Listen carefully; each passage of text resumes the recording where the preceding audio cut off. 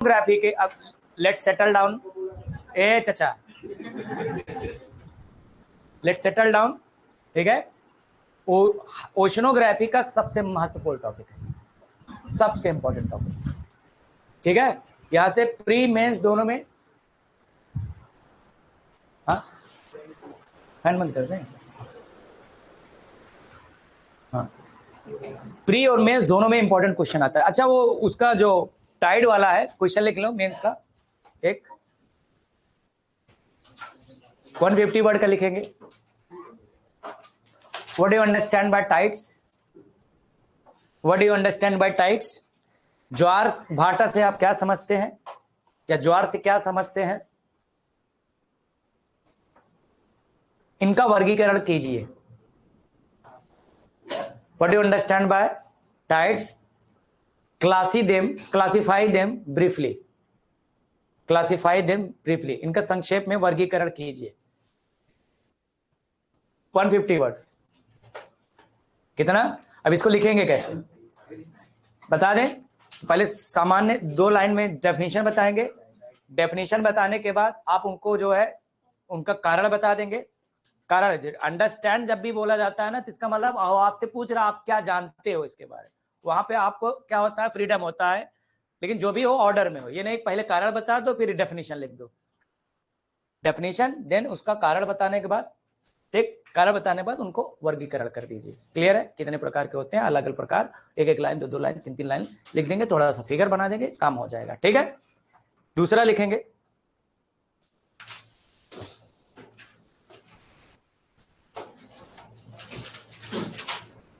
Tidal energy,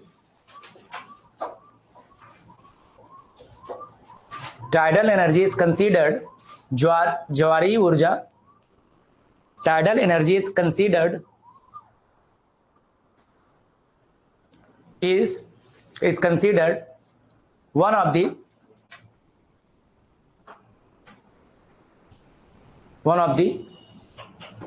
most significant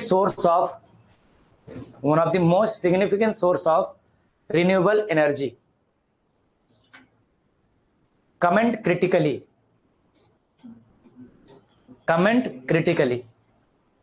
ठीक है। हिंदी में क्या बोला, ज्वारीय ऊर्जा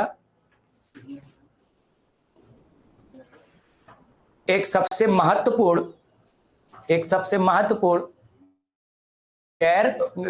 महत्वपूर्ण नवीकरणीय ऊर्जा साधनों में से एक है, एक नवीकरणीय ऊर्जा साधनों में से एक है, ठीक है। फिर फुल स्टॉप लिखेंगे, वहां पूर्ण विराम, आलोचनात्मक टिप्पणी कीजिए। क्रिटिकली टिप कमेंट का मतलब आपको कमेंट करना है, लेकिन क्रिटिकली मतलब बारीकी से, बारीकी मतलब उसके प्रोस एंड कॉन्स सब देखते हुए आपको लिखना है, ठीक है।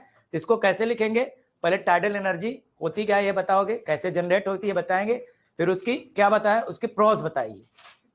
प्रोस बताने के बाद थोड़े से चैलेंजेस लिख के क्या कर दीजिए, वे हेड दे दीजिए, खत्म होगा। 150 वर्ड में लिखना है, बहुत एक एक लाइन में लिखना है, इसका मतलब बहुत एक्सप्लेन नहीं करना है आपको, हेडिंग टाइप को थोड़ा थोड़ा, यही तो चैलेंज है ना आपका, यही तो चैलेंज है कि कैसे 500 वर्ड को 150 में समेटा जाए, ठीक है।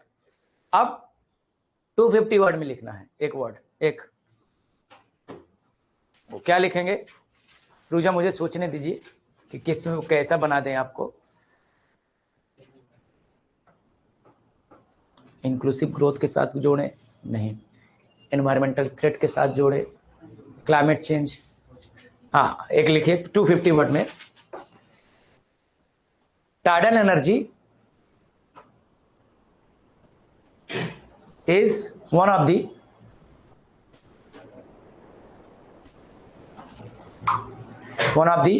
key components,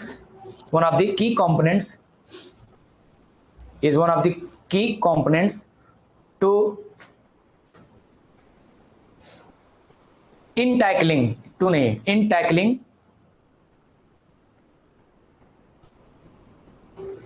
climate change challenges। Hindi में ज्वारीय ऊर्जा जलवायु परिवर्तन की समस्याओं के निदान में किस प्रकार सहायक है स्पष्ट कीजिए। ठीक है, क्लैरिफाई। ठीक है, यहां पे आगे क्लैरिफाई। यहां में मैंने दो चीज जोड़ दिया है, क्या, टाइडल एनर्जी और क्लाइमेट एनर्जी। ये थोड़ा सा कॉम्प्लेक्स नेचर का क्वेश्चन है, यूपीएससी ऐसे ही क्वेश्चन देता है। मैंने बताया था ना, तीन तरह के क्वेश्चन होते हैं, एक सिंपल स्ट्रेट फॉरवर्ड, दूसरे मिक्स्ड होते हैं और तीसरे कॉम्प्लेक्स होते हैं। ठीक है, आए तो करेंगे हम लोग, कोशिश करेंगे जहां कहीं डाउट हो, समस्या हो तो पूछा करें, सर ये वाला लिख रहा था मैटर नहीं मिल रहा है, समझ में नहीं आ रहा, ऐसे इसको अच्छा से करें, पहले लिखो तो समझ में आए ना। देखो भाई नहीं करोगे तो कहां से पता चलेगा। ओशन करंट और प्री के क्वेश्चन तो मैं साथ साथ ही देता रहता हूं। हाँ, ओशन करंट यानी महासागरीय जलधारा।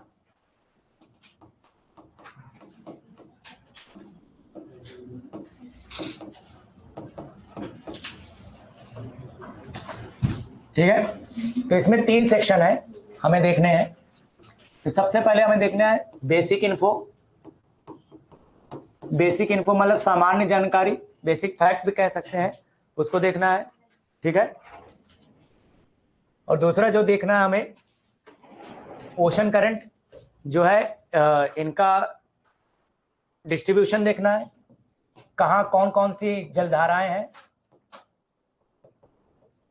डिस्ट्रीब्यूशन यानी वितरण, और केवल तीन महासागर में है, एक महासागर में नहीं पाई जाती है ओशन करंट। कौन, आर्कटिक। क्यों, आर्कटिक फ्रोजन अवस्था में, तो करंट कैसे बनेगा वहां पे, फ्रोजन है ना, तो वहां कैसे बनेगा, अटलांटिक में होगा और क्या कहते हैं पैसिफिक में होगा और इंडियन में होगा। ठीक है, सबसे ज्यादा करंट किस में है, पैसिफिक में होना चाहिए, नहीं अटलांटिक में है। अब कहो ये कैसे, एक लॉजिक बताएंगे आपको समझ में आएगा। तो तीसरा होगा इनका सिग्निफिकेंस। ये तीन डायमेंशन में हमें चीजों को कवर करना है। अच्छा, आपने ध्यान दिया होगा कि जब मैं कोई टॉपिक शुरू करता हूं तो पहले ही बता देता हूं कि इसको हमें किस डायमेंशन में देखना है ना, पहले बता देता हूं, रैंडमली नहीं भागते हैं, उसी स्वरूप में भागेंगे जिस स्वरूप में हमारे सिलेबस में एक्सपेक्ट किया गया है। सिग्निफिकेंस मतलब महत्व। तो ये तीन डायमेंशन में हमें देखना है क्लियरली। तो सबसे पहले देखेंगे क्या, बेसिक इन्फो। तो बेसिक इन्फो में सबसे पहले वही डेफिनेशन वगैरह, तो देखो तीन चीजें हैं हमें समझना होगा। ठीक है, तीन चीजें हैं। एक चीज है अगर हम बात करें करंट, तो एक है करंट यानी धारा, दूसरी है ड्रिफ्ट। ड्रिफ्ट का मतलब होता है अपवाह। ठीक है, और एक होता है स्ट्रीम। ठीक है, हिंदी में इसको क्या बोलते हैं, विशाल धारा। क्या बोलते हैं, विशाल धारा। हालांकि आजकल स्ट्रीम ही बोल देते हैं हिंदी में भी, वो विशाल धारा नहीं लिखा रहेगा।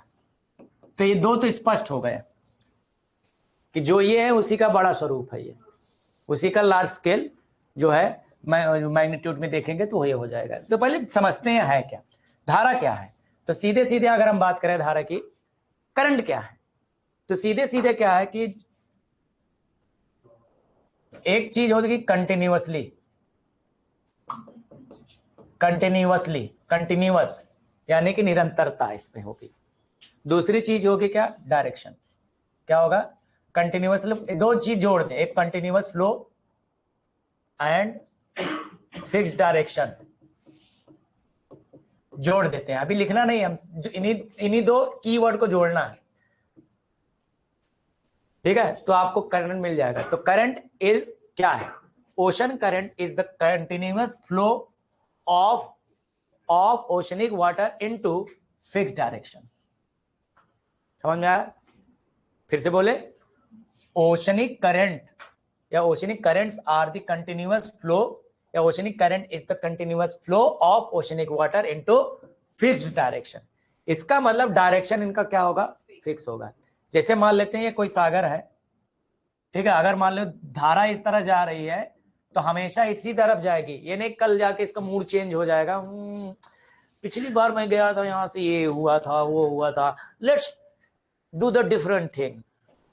दे are not allowed to do so, ये नहीं कर सकती। अगर ऐसा करती है तो they are breaking the rule, That's why we will not them consider current.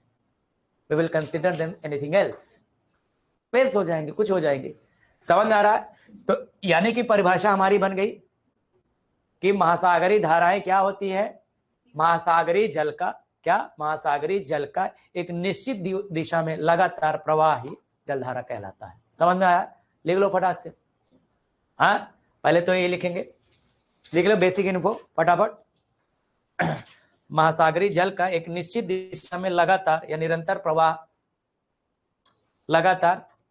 प्रवाह जलधारा कहलाता है। It is a continuous flow of oceanic water. It is a continuous flow of oceanic water into certain direction या into fixed direction. समझ में आया? Into certain direction. तो दो चीज है, उसी दो चीजों को जोड़ देना है। डेफिनेशन स्वयं बनाइए, इस तरह से पढ़ना है। किसी और के दिए हुए डेफिनेशन को क्यों पढ़े? कभी कभी चलेगा। तो ये हो गया धारा। तो स्ट्रीम क्या हो जाएगी? जाहिर सी बात है क्या हो जाएगा? यहां पर का अमाउंट ऑफ जो वाटर है वो क्या हो जाएगा? यानी कि amount of water is bigger, larger. समझ में आ गया? तो ड्रिफ्ट क्या है ये समझते हैं। हाँ, अच्छा एक सच कह सकते हैं, नदी की क्या परिभाषा होती है? नदी का continuous flow of water into certain direction over the terrain. Terrain मतलब स्थल पे हो जाएगा वो महासागर में। तो एक तरह से देखा जाए जो करंट है एक तरह से ओशनिक रिवर है, क्या महाद्वीपी महासागरीय नदी है एक तरह से। जैसे नदी लगातार बहता, कभी देख के ताप्ती नदी मुड़ गई हो, कहे नहीं अब की बार सूरत नहीं जाएंगे, वहां के लोग अच्छे नहीं है, ऐसा बोला कभी ताप्ती ने? Tapti never complains. whatever you are putting onto the river it will never complain। क्यों? माता है। हमारे देश में नदियों को माता कहते हैं। जिन जिन को माता कहा है सत्यानाश कर दिया है, धरती मां कर रहे हैं। देख लो हम अपने कल्चरल वैल्यूज को कैसे सत्यानाश कर रहे हैं। सिर्फ मां बोल देने से काम नहीं चलेगा, मां समझना भी पड़ेगा, है कि नहीं? हाँ, हम लोग देखो कितने अच्छे अच्छे लोग हैं, मदर्स डे पर लंबा चौड़ा 4-4 बीघे का निबंध लिखते हैं। कहाँ पे? फेसबुक पे, व्हाट्सएप स्टेटस पे। मम्मी को पता ही नहीं है। कमाल की बात है, मम्मी को पता ही नहीं है। You are the best mom in the world. कितने माँ से मिले हो? चलो माँ बोल रही हो तो समझ में आया, you are the best dad in the world.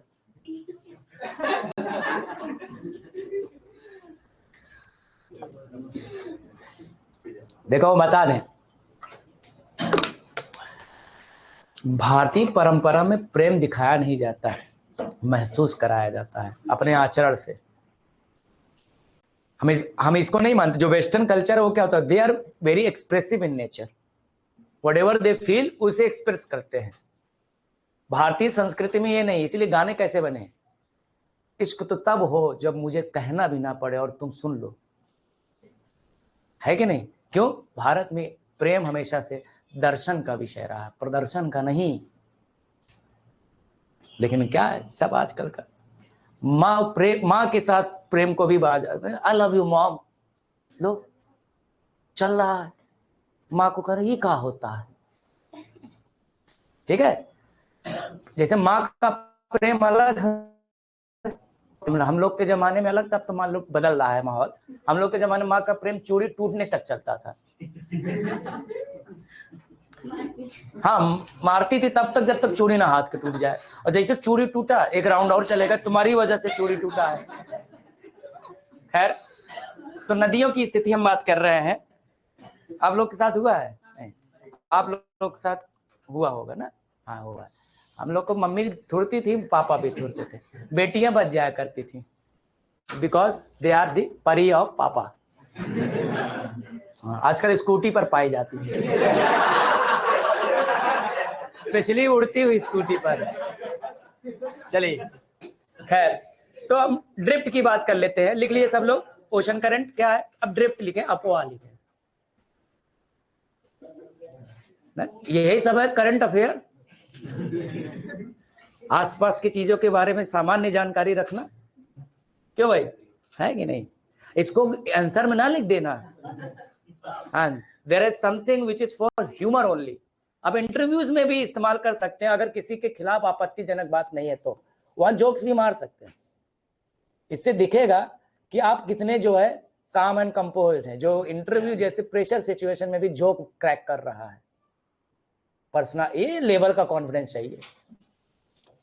निबंध में शायरी लिख रहा हूं, लेकिन इसका मतलब ये नहीं आउट ऑफ द कंटेक्स्ट शायरी लिखे और बस के पीछे वाला ना लिख देना।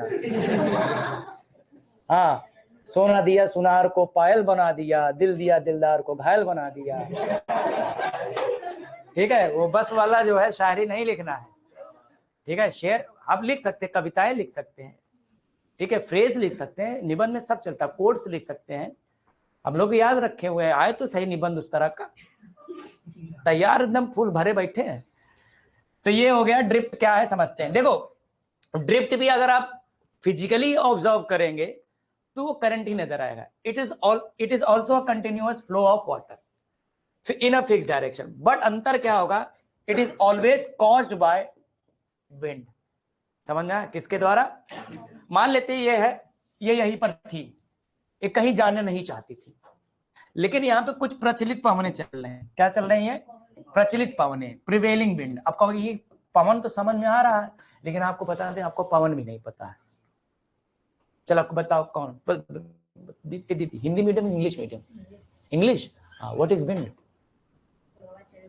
जो हवा चलती है, उसी को पूछ रहे हैं हवा क्या है। हाँ, गतिमान वायु को पवन कहते हैं। Moving air is considered when there is a motion into the air, it is called, and this motion should be always naturally driven. नहीं तो हम यहाँ कूलर चला दें, वो हवा नहीं होगा, वो पवन नहीं होगा, it is still air। इसलिए कहते I was having air of cooler onto my head। समझ में आ रहा है? हाँ, तो पवन क्या है बच्चा? गतिमान वायु। अब वायु क्या है? Mixture of gas, mixture of gas, उसे एयर बोलते हैं। अब गैस क्या है? इसके लिए केमिस्ट्री पढ़ो। Gas is one of the state of matter. अब इसमें जोड़ते चले जाओ जितना अंदर जाना चाहो, आप फर्मियन बोसॉन तक चले जाओ। ठीक है, तो हवा है, अगर मान लेते कोई ऐसी हवा है जो लगातार इसी दिशा में बह रही है, ये वेस्टर्लीज है। प्रचलित पवन किसे कहते हैं? जो वर्ष भर एक ही दिशा में चलती है। अभी के लिए इतना समझिए, जब क्लाइमेटोलॉजी पढ़ेंगे संभवतः नेक्स्ट वीक से, वहां आप लोग समझ पाएंगे क्या कि जो एक ही दिशा में बह रही है उन्हें हम क्या बोलेंगे? प्रिवेलिंग विंड, यानी प्रचलित पवन। तो यानी साल भर इनकी दिशा नहीं बदलने वाली, तो साल भर क्या करेंगे? फ्रिक्शन करेंगे, तो इससे क्या होगा? ये लगातार इधर भागेंगे, तो हो गया ना continuous flow and fixed direction. But difference between current and drift is they are not caused by water but something else. जो भी होगा भी बताएंगे। और ये क्या होते हैं? ये सोलली कॉज्ड बाय विंड हो गए। समझ में आ रहा है? क्लियर हुआ? तो लिखिए, पवनों के, हाँ, पवनों के घर्षण, लगातार घर्षण के परिणाम स्वरूप उत्पन्न होने वाली धाराओं को अपवाह कहा जाता है। कुछ लोग मुंह क्यों बना रहे हैं, हिंदी में बोल रहे हैं तो। पवनों के लगातार घर्षण के कारण उत्पन्न होने वाली धाराओं को अपवाह कहा जाता है। इंग्लिश में क्या हो जाएगा? The current caused by continuous friction of wind, continuous friction of wind called drift. जैसे एग्जांपल में लिखेंगे पैसिफिक, साउथ पैसिफिक ड्रिफ्ट, दक्षिणी प्रशांत अपवाह। अभी के लिए इतना एक ही लिखे, 4-5 तो है ड्रिफ्ट, वो देखेंगे।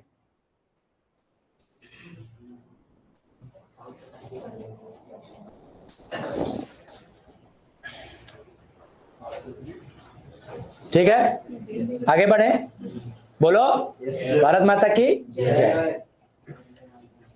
है चलिए, तो ये अपवाह हो गया। और स्ट्रीम क्या होता है? It is big amount of current, it's a bigger part of current. विशाल धारा लिखी है, ठीक है, स्ट्रेम।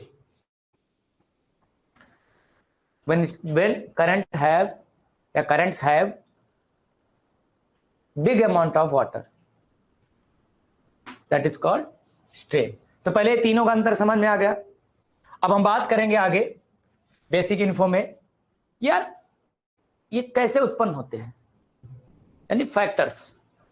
तो यहां पे दो चीज होंगे, एक जो ओरिजिन, कौन कौन ओरिजिन के लिए जिम्मेदार, और इनके फ्लो के लिए कौन कौन जिम्मेदार है। समझ में आ रहा है? हाँ, तो दो चीज आएगा इसमें। अगला चीज यानी फैक्टर्स। फैक्टर्स यानी कारक। दो कारक है, दो प्रकार के होंगे। एक होंगे फैक्टर्स ऑफ ओरिजिनेशन,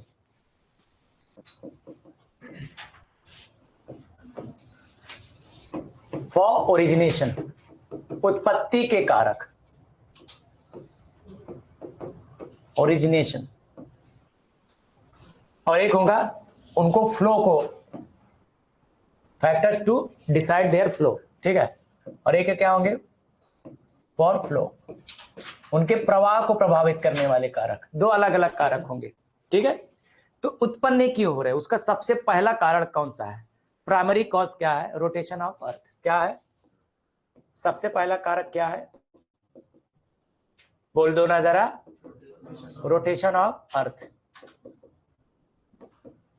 यानी पृथ्वी का घूर्णन। तो ग्लोब नहीं लाए, लेकिन महसूस करना ग्लोब को।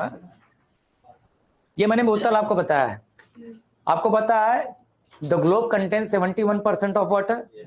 हाँ, मतलब अर्थ 71% वाटर है, इसमें भी लगभग 71% वाटर है। इसको अर्थ हम कंसीडर करिएगा, और इसको मैं रोटेट कर रहा हूं। पहले पानी ठंडा स्थिर हो जाए, स्टिल हो जाए, और इसको मैं रोटेट कर रहा हूं, लगातार रोटेट कर रहा हूं। तो पानी भी क्या होगा, पानी के अंदर भी मोशन उत्पन्न होगा। तो क्या पानी का मोशन अर्थ के मोशन के साथ चल पाएगा? नहीं चल पाएगा, उसको फॉलो नहीं कर पाएगा, तो पीछे छूट जाएगा। इसीलिए क्या होता है, आप देखोगे जिस डायरेक्शन में ये घूम रहे होंगे उसके ठीक अपोजिट डायरेक्शन में क्या होगा, पानी बहेगी। क्योंकि अर्थ लगातार रोटेट कर रहे कि रुक जाती है, शाम को लंच ब्रेक या डिनर ब्रेक के लिए रुक जाती है? नहीं, तो लगातार रोटेट कर रहे, तो पानी भी लगातार क्या होगा, रोटेट करेगा अपोजिट डायरेक्शन में। क्लियर हुआ? इसीलिए अपोजिट डायरेक्शन में क्या होगा, आइए देखते हैं। अपोजिट डायरेक्शन में क्यों? क्योंकि उसके पेस के अनुसार नहीं चल पाती है, इसलिए पीछे छूट जाती है, तो पीछे जाएंगे। आप जब ब्रेक मारते हैं तो आगे झुकते हो, लेकिन जैसे स्पीड लेते हैं तो क्या होता है, लॉ ऑफ, उसको क्या बोलते हैं, लॉ ऑफ इनर्शिया। इनर्शिया बच्चा, इनर्शिया न्यूटन का लॉ, न्यूटन का है वो। हाँ, जड़त्व का नियम। किसका नियम? जड़त्व का नियम, ठीक है। ये वस्तु स्थिर है, गतिशील है, तो गतिशील रहेगी until unless there is any external force applied onto the object. Every object will try to remain in their primary position. यही है जड़त्व का नियम। तो आगे हम देखते हैं, थोड़ा सा मैप लेकर आते हैं फटाक से।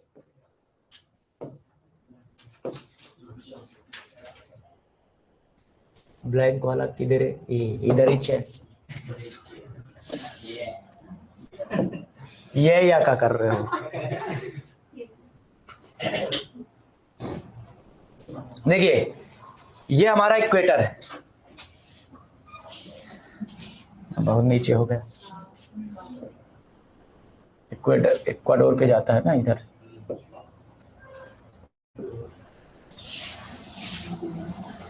ये हमारा इक्वेटर बीचों बीच है, 0 डिग्री इक्वेटर है। इक्वेटर में कितने देश हैं? 13। कितने देशों, कितने लोगों को याद है? 13 देश। ये स्थिति है, हमने दिया था मैपिंग करने को। कितने लोगों ने मैपिंग किया था? बाकी लोग क्या मुहूर्त का इंतजार कर रहे हैं? Once there is a मुहूर्त comes, then I will start. हाँ, तो कैसे होगा जब मैपिंग ही नहीं कर रहे हैं हम लोग? मैंने ये भी बोला था, जो भी खबरें आप पढ़ते हो उसको मैप में ढूंढिए, हर खबर को, भाई चाहे भारत से रिलेटेड हो या वो कनाडा से अगर बात आ रही है तो कनाडा के बारे में पढ़ो ना, पूरा ये पूरा कनाडा है, ये पूरा कनाडा है, एक कनाडा है। उसको देखिए कौन कौन से देशों के साथ लैंड बाउंड्री शेयर कर रही है, कौन कौन से जो है कौन से महाद्वीप में है, उसके वाटर बॉडीज कौन कौन से हैं, देख सब यही तो होता है। इसको कोई टीचर नहीं प्रिपेयर करा पाएगा, आपको करना पड़ेगा। हमने आपको एक डायरेक्शन दे दी, उसको फॉलो करिए। ठीक है, बीचों बीच है। तो हमने अभी क्या बताया कि अर्थ रोटेट कर रहा है, तो होगा क्या, जो बीच वाला हिस्सा है वहां पर होगा क्या, वहां पे हमें वहां पर क्या होगा बच्चा, वहां पे ठीक पीछे जो है क्या होगा, पानी पीछे हटता जाएगा इक्वेटर के, समझ में आ रहा है, इस तरह से पीछे हटता जाएगा। केवल यहां पे नहीं, यहां पर भी,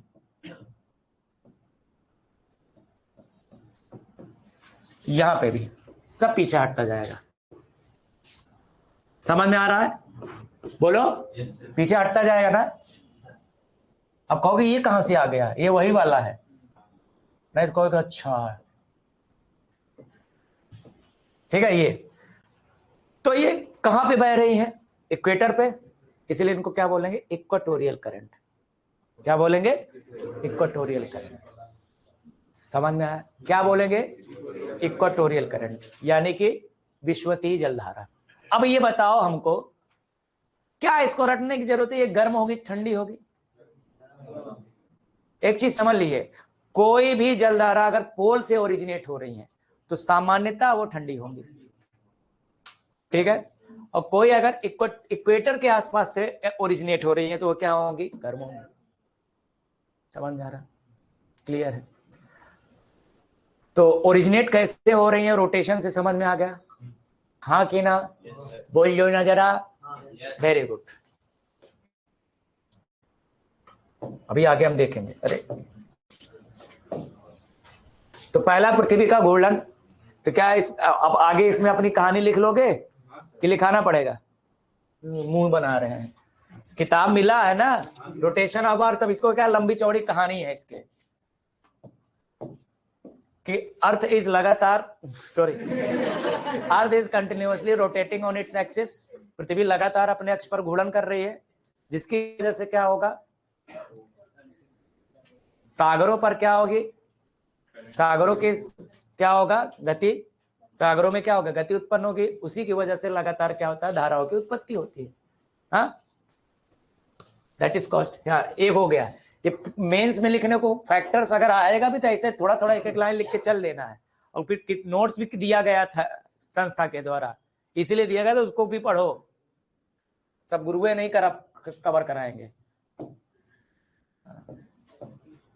रोटेशन ऑफ अर्थ हो गया। अब अगला जो है इंपॉर्टेंट फैक्टर है क्या, आप बताओ, ओरिजिनेट जो करा इनको, विंड्स, हाँ कि ना। अभी हमने देखा पवने, अच्छा कौन से पवने, प्रचलित पवने, हमेशा समझ लीजिए कौन से।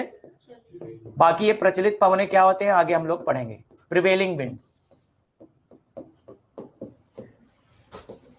अभी के लिए इतना समझ लिया, ऐसी विंड जिनका फ्लो ऑफ डायरेक्शन साल भर बदलता नहीं,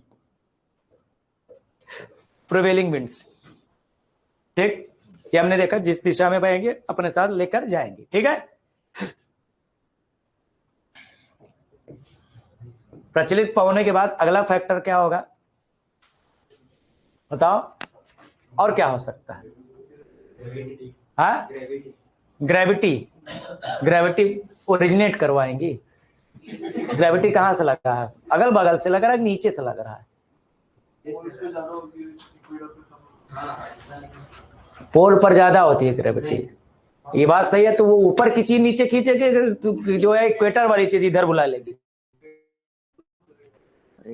इफेक्ट करने की बात, ओरिजिनेशन की बात कर रहा हूं, ओरिजिन हो रही है उसकी वजह से। तो यहां पर क्या होगा, सुनिए, यहां पर होगा डेंसिटी वेरिएशन, क्या, डेंसिटी वेरिएशन, ठीक है।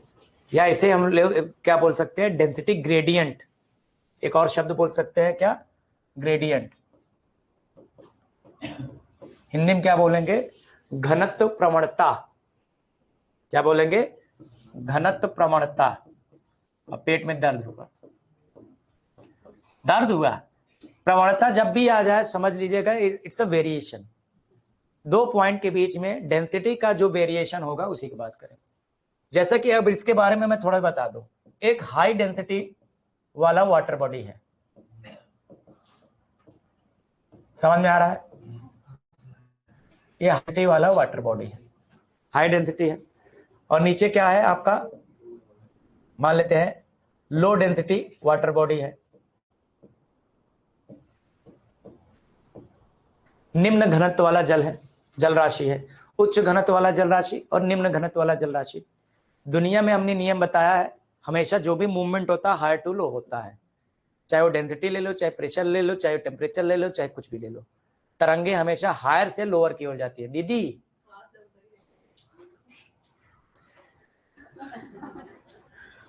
जिस अवस्था में आप बैठी हैं ना, इस अवस्था में निन्नी देवी ज्यादा दूर नहीं रहती हैं। चले जाइए फिर। हाँ, तो जब ये मरना ही है तो शान से मरे। हाँ, भगत सिंह वाली मौत कि आदमी मरने के बाद हीरो कहलाए। हाँ, ठीक है। हमें पता है जो भी आपकी शारीरिक अवस्थाएं बदल सकती हैं, लेकिन मानसिक अवस्थाएं ही लीड करती हैं आपकी शारीरिक अवस्थाओं को। मन के हारे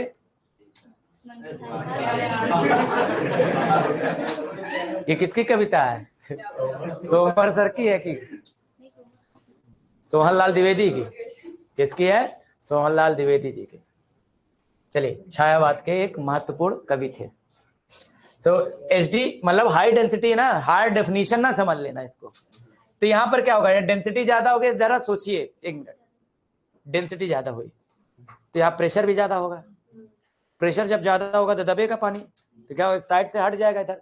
तो इस ये जगह जो खाली हो रही थी इधर से क्या होगा, बहने लगेगा ना यहाँ पे। समझ में आ रहा है? क्लियर है? तो वेरिएशन ऑफ डेंसिटी होगा तो हमेशा हाई डेंसिटी से लो डेंसिटी की ओर क्या होगा, वाटर फ्लो होगा। समझ में आ रहा है? क्लियर है? हाँ, यही कारण है। अब इधर देखें,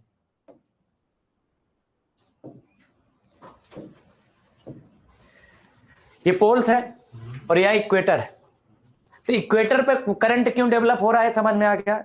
जस्ट बिकॉज ऑफ रोटेशन। अगर रोटेशन अगर बंद कर दे पृथ्वी तो सबसे पहला असर क्या होगा, ये जलधारा बंद हो जाएंगी, बहना तुरंत बंद हो जाएंगी। क्लियर है? हाँ, तो पृथ्वी मैया अगर घूमती रहेगी तो जल मैया बहती रहेंगी, ठीक है। लेकिन अगर हम पोल की बात करें तो यहाँ डेंसिटी हाई रहती है, पोल पर डेंसिटी हमेशा हाई रहती है, और इक्वेटर पर डेंसिटी क्या रहती है, लो रहती है। तो इसकी वजह, अब न जानते हो जान लो, पोल पर डेंसिटी क्यों हाई है, क्योंकि वहां पे टेम्परेचर बहुत ही लो है, तो इस वजह से फ्रीज हो जाएगा। फ्रीज होने का मतलब वो डेंसिटी ज्यादा हो जाना। जल की डेंसिटी ज्यादा होगी कि बर्फ की? जल की होगी। क्या होगी? जल की होगी। समझ में आ रहा है? हाँ, तो यहाँ डेंसिटी जब डिफरेंस होगा तो यहाँ पर देखो, यहां से पोल से भी क्या होगी, करंट फ्लो होना शुरू हो जाएंगे, इधर भी, इधर भी, उधर भी, सब जगह। यहाँ पर जैसे यहाँ मान लें तो यहाँ से भी फ्लो होना शुरू हो जाएंगे। समझ में आ रहा है? Due to variation of density. तो वहां से कोल्ड करंट बनना शुरू हो जाएंगे, वहां से जो आएंगे। तो ओरिजिनेशन कैसे हो रहा है, समझ में आ रहा है? तो इसमें 3 फैक्टर काम कर रहे हैं। सबसे पहला बताइए, सबसे पहला रोटेशन ऑफ अर्थ, ये तो प्राइमरी है। फिर है क्या, प्रचलित पवनें, और फिर डेंसिटी ऑफ वेरिएशन। तो इस वजह से होता है। अब हम फ्लो को कौन कौन उसको जो है क्या कहते हैं, फ्लो को कौन कौन प्रभावित करता है, तो इसमें फ्लो को कौन कौन से प्रभावित करेगा, सैलिनिटी, टेम्परेचर, प्रेशर, ये तीनों। सैलिनिटी, टेम्परेचर, टेम्परेटी क्या हो गया है, टेम्परेचर यानी तापमान, लवणता, तापमान और दबाव। अब कहोगे ये कैसे हो गया ना, थोड़ा समझा दे। नहीं सब पूरा समझाए, पैसा पूरा दिए हैं, ठीक है। तो ये समझाते हैं कैसे। देखिए, अभी हमने आपको बताया था, मान लेते हैं कोई वाटर बॉडी है, हाँ, it is a water body, ocean है। अगर सैलिनिटी बढ़ रही है, सैलिनिटी बढ़ेगी तो क्या होगा, डेंसिटी अपने आप बढ़ जाएगी। तो सैलिनिटी अगर बढ़ गई, मान लो ये सैलिनिटी क्या हो गई, बढ़ गई यहाँ पे, तो जब ये क्या होगा, इधर क्या होगा, दबाव होगा, ये दबेगा, तो ये जब दबेगा तो ये वाला क्या होगा, इधर भागेगा, तो ये वाला इधर भागेगा, तो फिर क्या होगा, करंट आ गया ना। तो करंट फ्लो हमेशा कैसा होगा, हायर डेंसिटी से लोअर डेंसिटी की ओर जाएगा, ठीक है। लेकिन यहां पर क्या हो, जैसे सैलिनिटी में चेंजेस होंगे, डायरेक्शन ऑफ फ्लो करंट का बदल सकता है। समझ में आ रहा है, बोलो हाँ, ये होगा, क्लियर है।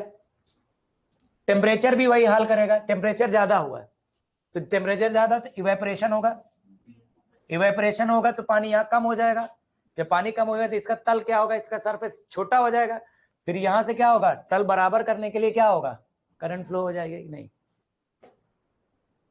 समझ रहे हो, हाँ कि ना, बोलो फिर से बताएं। टेम्परेचर ज्यादा हुआ, जहां भी ज्यादा हुआ तो क्या होगा, वहां पर इवेपोरेशन क्या होगा, रुक जाओ तुम लोगों को, अच्छा अच्छा अच्छा, चलो उधर चलो। सैलिनिटी कैसे प्रभावित कर रही है, ये इसको देख लेते हैं। हायर सैलिनिटी हुई विल कॉज, यानी उच्च लवणता क्या करेगी, हायर डेंसिटी लेकर आएगी, बोलो और जैसे हायर डेंसिटी आएगी क्या होगा, फ्लो ऑफ वाटर शुरू हो जाएगा कि नहीं, बस फ्लो ऑफ वाटर शुरू हो जाएगा, तो यही आगे जाके करंट का रूप ले लेगी। क्लियर है, यस सर। छोड़ दें क्या यहीं पे, अगर छोड़ दिए तो ये टॉपिक यहीं खत्म। हाँ तो बताओ, टेम्परेचर की बात करें, अगर हायर टेम्परेचर होगा, इधर कर देते हैं, हटाओ इसको, हायर टेम्परेचर यानी तापमान अगर उच्च हुआ तो इससे इवेपोरेशन क्या होगी, वाष्पीकरण की दर क्या हो जाएगी, बढ़ जाएगी, इवेपोरेशन ज्यादा हो जाएगा, तो लेवल ऑफ वाटर क्या हो जाएगा, लेवल ऑफ वाटर क्या हो जाएगा, घट जाएगा।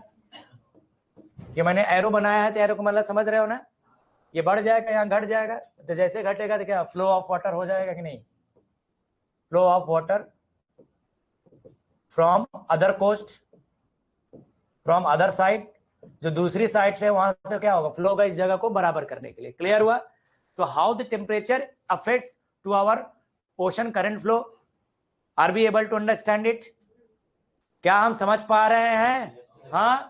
और प्रेशर का भी वही खेल होगा, जैसे सैलिनिटी है, प्रेशर बढ़ा तो वही लेवल का खेल हो जा रहा है, सब वही लेवल का खेल हो जा रहा है। क्लियर हुआ, हाँ, वेरी गुड। तो ये वाला चीज हो गई। एक इसमें एक और चीज है, अगर हम बात करें तो लैंड सरफेस, ठीक है, नेचर ऑफ लैंड सरफेस भी डिफाइन करता है करंट फ्लो को, उसके डायरेक्शन को प्रभावित करता है। नेचर ऑफ लैंड सरफेस यानी कि स्थलाकृतियों की प्रकृति, स्थलीय भागों की प्रकृति,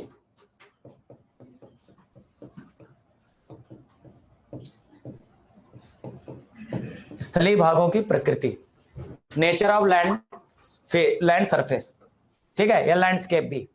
अगर लेट सपोज इधर चलते हैं, जैसे ये करंट है, ये वाला इक्वेटोरियल करंट, कहां पे, अटलांटिक वाला, जैसे क्या होगा, ये यहां टकराएगा तो देखो क्या होगा, ब्राजील का कोस्ट इस तरह से मिल रहा है, उसको दिख रहा है कि नहीं, यहां फिर से मिटाते हैं, यहां पर ये ऐसे बह रही है, बोलो जब यहां टकराएगी तो क्या होगा, एक ब्रांच इधर चली जाएगी ना टकराने के बाद, यानी कि क्या, ये जो इक्वेटर होगी एक ऊपर चली जाएगी, यानी जो एक ही जलधारा थी, ये दो जलधारा नहीं है, ये दो, मैंने एरो इसलिए लेकर चलाया दिखाया ताकि आपको दिखे क्या, तो ये दो भाग में बट गई ना, यानी जितना ज्यादा लैंड सरफेस से टकराएगी वहां जलधारा के दिशा बदलने के चांसेस उतनी ज्यादा है। बोलो, अब जैसे यहां टकराई तो यहां से टकराने के बाद एक यहां से निकल जाएगी और एक यहां चली जाएगी, हाँ कि ना, बोलो ऐसा हो रहा है कि नहीं हो रहा है, हो रहा है ना, हाँ। तो ऐसे जलधाराएं बनती चली जाती है। अब हमको बताइए पैसिफिक ज्यादा इनक्लोज्ड है कि अटलांटिक? पैसिफिक ज्यादा इनक्लोज्ड है कि अटलांटिक? यानी कि लैंड सरफेस से ज्यादा कौन घिरा है?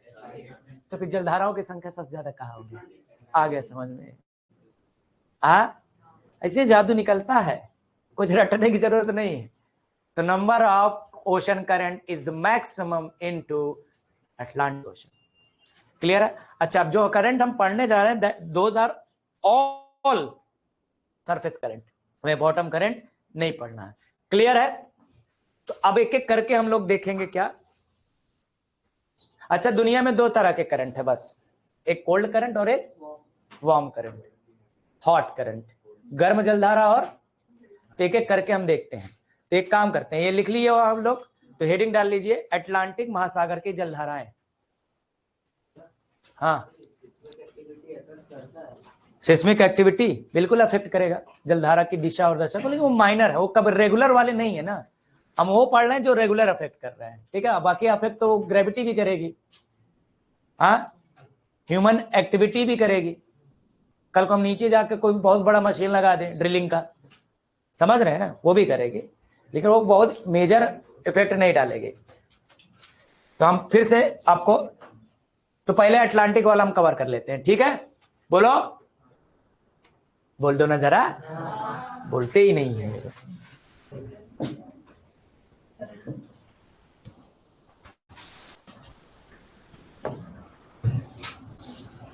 अटलांटिक ओशन, तो दो कॉलम बनाओ फटाफट। एक कॉलम में लगेगा वार्म करंट और दूसरे में रहेगा, कॉलम में कर लेंगे जल्दी हो जाएगा, ठीक है। कौन कौन? वार्म करंट और एक कॉलम में होगा कोल्ड करंट, ठीक है। और याद हो जाएगा सारा करंट, मैं आपको बता रहा हूं, मेरे पास है जुगाड़ ना याद कराने का, ट्रिक है। सारी ठंडी जलधाराओं का ट्रिक दे देंगे, और जो बच गए सारे घर में। मस्त प्लान है बाबा, ठीक है। तो सबसे पहले यहां पर देखो कौन सा करंट आ रहा है, इक्वेटोरियल करंट, हाँ कि ना, बोलो। तो सबसे पहले लिखेंगे इक्वेटोरियल करंट, वार्म करंट में विषुवतीय जलधारा,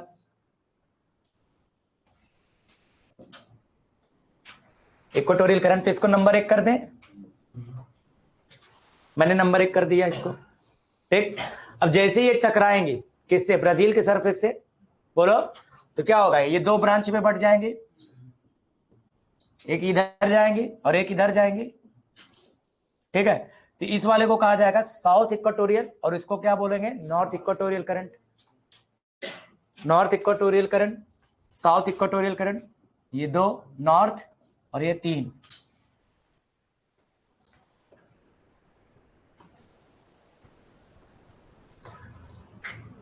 देख रहा है, ठीक है।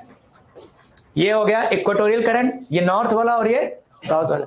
अब देखो ये भी कैरेबियन आइलैंड है, इनसे टकराएंगे तो इधर चली जाएंगी और एक चली जाएंगी ऊपर की ओर। तो जो ऊपर की ओर गए यहाँ भी उसको बाद में बुलाएं, झालर बुझ रहे हैं, ठीक है। 3 के बाद अब देखो इसको साउथ वाले को हम लास्ट में कवर करेंगे, ठीक है। फिर ये देखो इधर कैरेबियन सागर है, तो कैरेबियन सागर के बाद मैक्सिको, गल्फ ऑफ, फिर यहां से होकर फिर ये ऐसे आएगी। क्लियर हुआ? तो ये वाला जो चौथे नंबर पर है इसको बोलेंगे कैरेबियन करंट। क्या बोलेंगे? कैरेबियन करंट, कैरेबियाई जलधारा। इस कैरेबियन सागर क्यों लिख दिया बच्चा? कैरेबियन जलधारा हो गई, सागर तो कवर कर चुके हैं। तो बताओ ये कौन, अभी जितने चल रहे हैं सब कौन होंगे? वार्म करंट, क्योंकि यहां से ओरिजिनेट हुए भले यहां पहुंचे, चाहे जहां ओरिजिनेशन के आधार पर उनको कोल्ड और, अच्छा एक और चीज, कोई चीज गर्म कैसी है और कोई चीज ठंडी कैसी है कैसे पता चलता है? आसपास के सराउंडिंग से। अगर इनको गर्म बोला जाए इसका मतलब जो आसपास जो वाटर मॉस है उससे ही ज्यादा गर्म है ये, और ठंडा अगर बोला जाए तो मतलब आसपास के सराउंडिंग से क्या है? ठंडा है। ये है, ये नहीं कि उनका टेम्परेचर ऐसा डिफाइन कर दिया कि 10 डिग्री से नीचे वाला ये, 12 डिग्री से ऊपर वाला वो, नहीं, ऐसा कुछ नहीं। तो ये आगे जाएगा गल्फ ऑफ मैक्सिको, और ये वाला दोनों मिल जाएगा। तो ये चूंकि गल्फ से ओरिजिनेट हुए इसलिए, और यहाँ पे ढेर सारा मिल जाएगा ना, ढेर सारा मिल गया ना, इधर वाला भी उधर वाला भी, तो बड़ी बड़ी धाराएं मिल गई तो अब क्या बन जाएगा, स्ट्रीम। सबसे महत्वपूर्ण जो एग्जाम में पूछा जाता है, गल्फ स्ट्रीम। क्या, गल्फ स्ट्रीम। एग्जाम में कई बार पूछा गया कि अमेरिका के पूर्वी तट पर कौन सी जलधारा बहती है, तो अमेरिका के पूर्वी तट पर कौन सी है, ये गल्फ स्ट्रीम है। क्यों इसके बारे में इतना जाता है अभी हम आपको पता करेंगे। क्लियर है। फिर क्या होगा, ये यहां से आगे बढ़ेगी। अब ध्यान दीजिएगा, जब हम क्लाइमेटोलॉजी पढ़ेंगे, क्या पढ़ेंगे बच्चा, क्लाइमेटोलॉजी पढ़ेंगे ना, तो हम देखेंगे 30 से 60 डिग्री लैटिट्यूड, ये वाला समझ में आ रहा है, यहां से यहां, ये जो 30 से 60 वाला डिग्री है, यहाँ वेस्टर्लीज बहती है। क्या बहती है, वेस्टर्लीज, यानी पछुआ पवन। पछुआ पवन उनको बोलते हैं जो पश्चिम दिशा में बहती है, पश्चिम दिशा से आती है। तो ये इनका फ्लो ऑफ डायरेक्शन ऐसा है। ये क्या है, अगर हम बात करें, ये क्या है, वेस्टर्लीज है। क्या है ये, और वेस्टर्लीज किस प्रकार के पवन होते हैं, प्रचलित पवन, यानी पूरे ग्लोब पर बहेंगे। तो जो वेस्टर्लीज होंगे ये केवल यहां नहीं बहेंगे, ये पूरे ग्लोब पर यहां बह रहे होंगे। तो जाहिर सी बात, जब उधर बहेंगे तो ये किधर ले जाएंगे इसको, तो यहां आप क्या बनेगा, ड्रिफ्ट बना। इसको क्या बोलेंगे, अटलांटिक में है, और चूंकि नॉर्थ में है इसलिए अब आगे क्या बनेगा, ये नॉर्थ अटलांटिक ड्रिफ्ट। आसान है, हाँ भैया, कोई दिक्कत, नॉर्थ अटलांटिक ड्रिफ्ट। ठीक है। अब देखो क्या होगा, नॉर्थ अटलांटिक ड्रिफ्ट जैसे ये पहुंचेगी इधर, ठीक है, इधर गई। अब देखो, ध्यान दीजिएगा, इसका प्रभाव देखें बहुत ध्यान से। कनाडा देख रहे हो, अच्छा, कनाडा में इधर ये कनाडा का पश्चिमी तट है, इधर वैंकूवर वगैरह, वहां ज्यादा ठंडी पड़ती है ब्रिटेन में, कनाडा में ज्यादा ठंडी पड़ती है। अच्छा, ये बात छोड़ो, ये वाला इलाका देखो, ये देख रहे हो, सेम लैटिट्यूड पे है ना, दोनों सेम लैटिट्यूड पर है। लैटिट्यूड मतलब सेम अक्षांश पर है, दोनों में लगभग तापमान बराबर होना चाहिए। यहाँ -27 -30 डिग्री टेम्परेचर रहता है और यहाँ 10 डिग्री टेम्परेचर रहता है। इतना variation because of this current. क्योंकि यहां पर क्या होगा, अभी हम देखेंगे, यहाँ लैब्राडोर ठंडी करंट आती है तो क्या कर देती है, यहाँ टेम्परेचर को गिरा देती है, और यहाँ गर्म करंट आती है, इस वजह से क्या होता है, पूरा जो वेस्ट वाला आपका यूरोप है उसको गर्म रखने का काम करता है। ठीक है।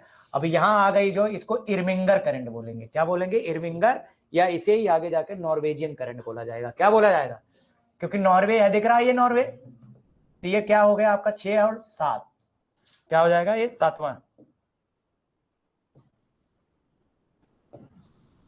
7 नंबर पर।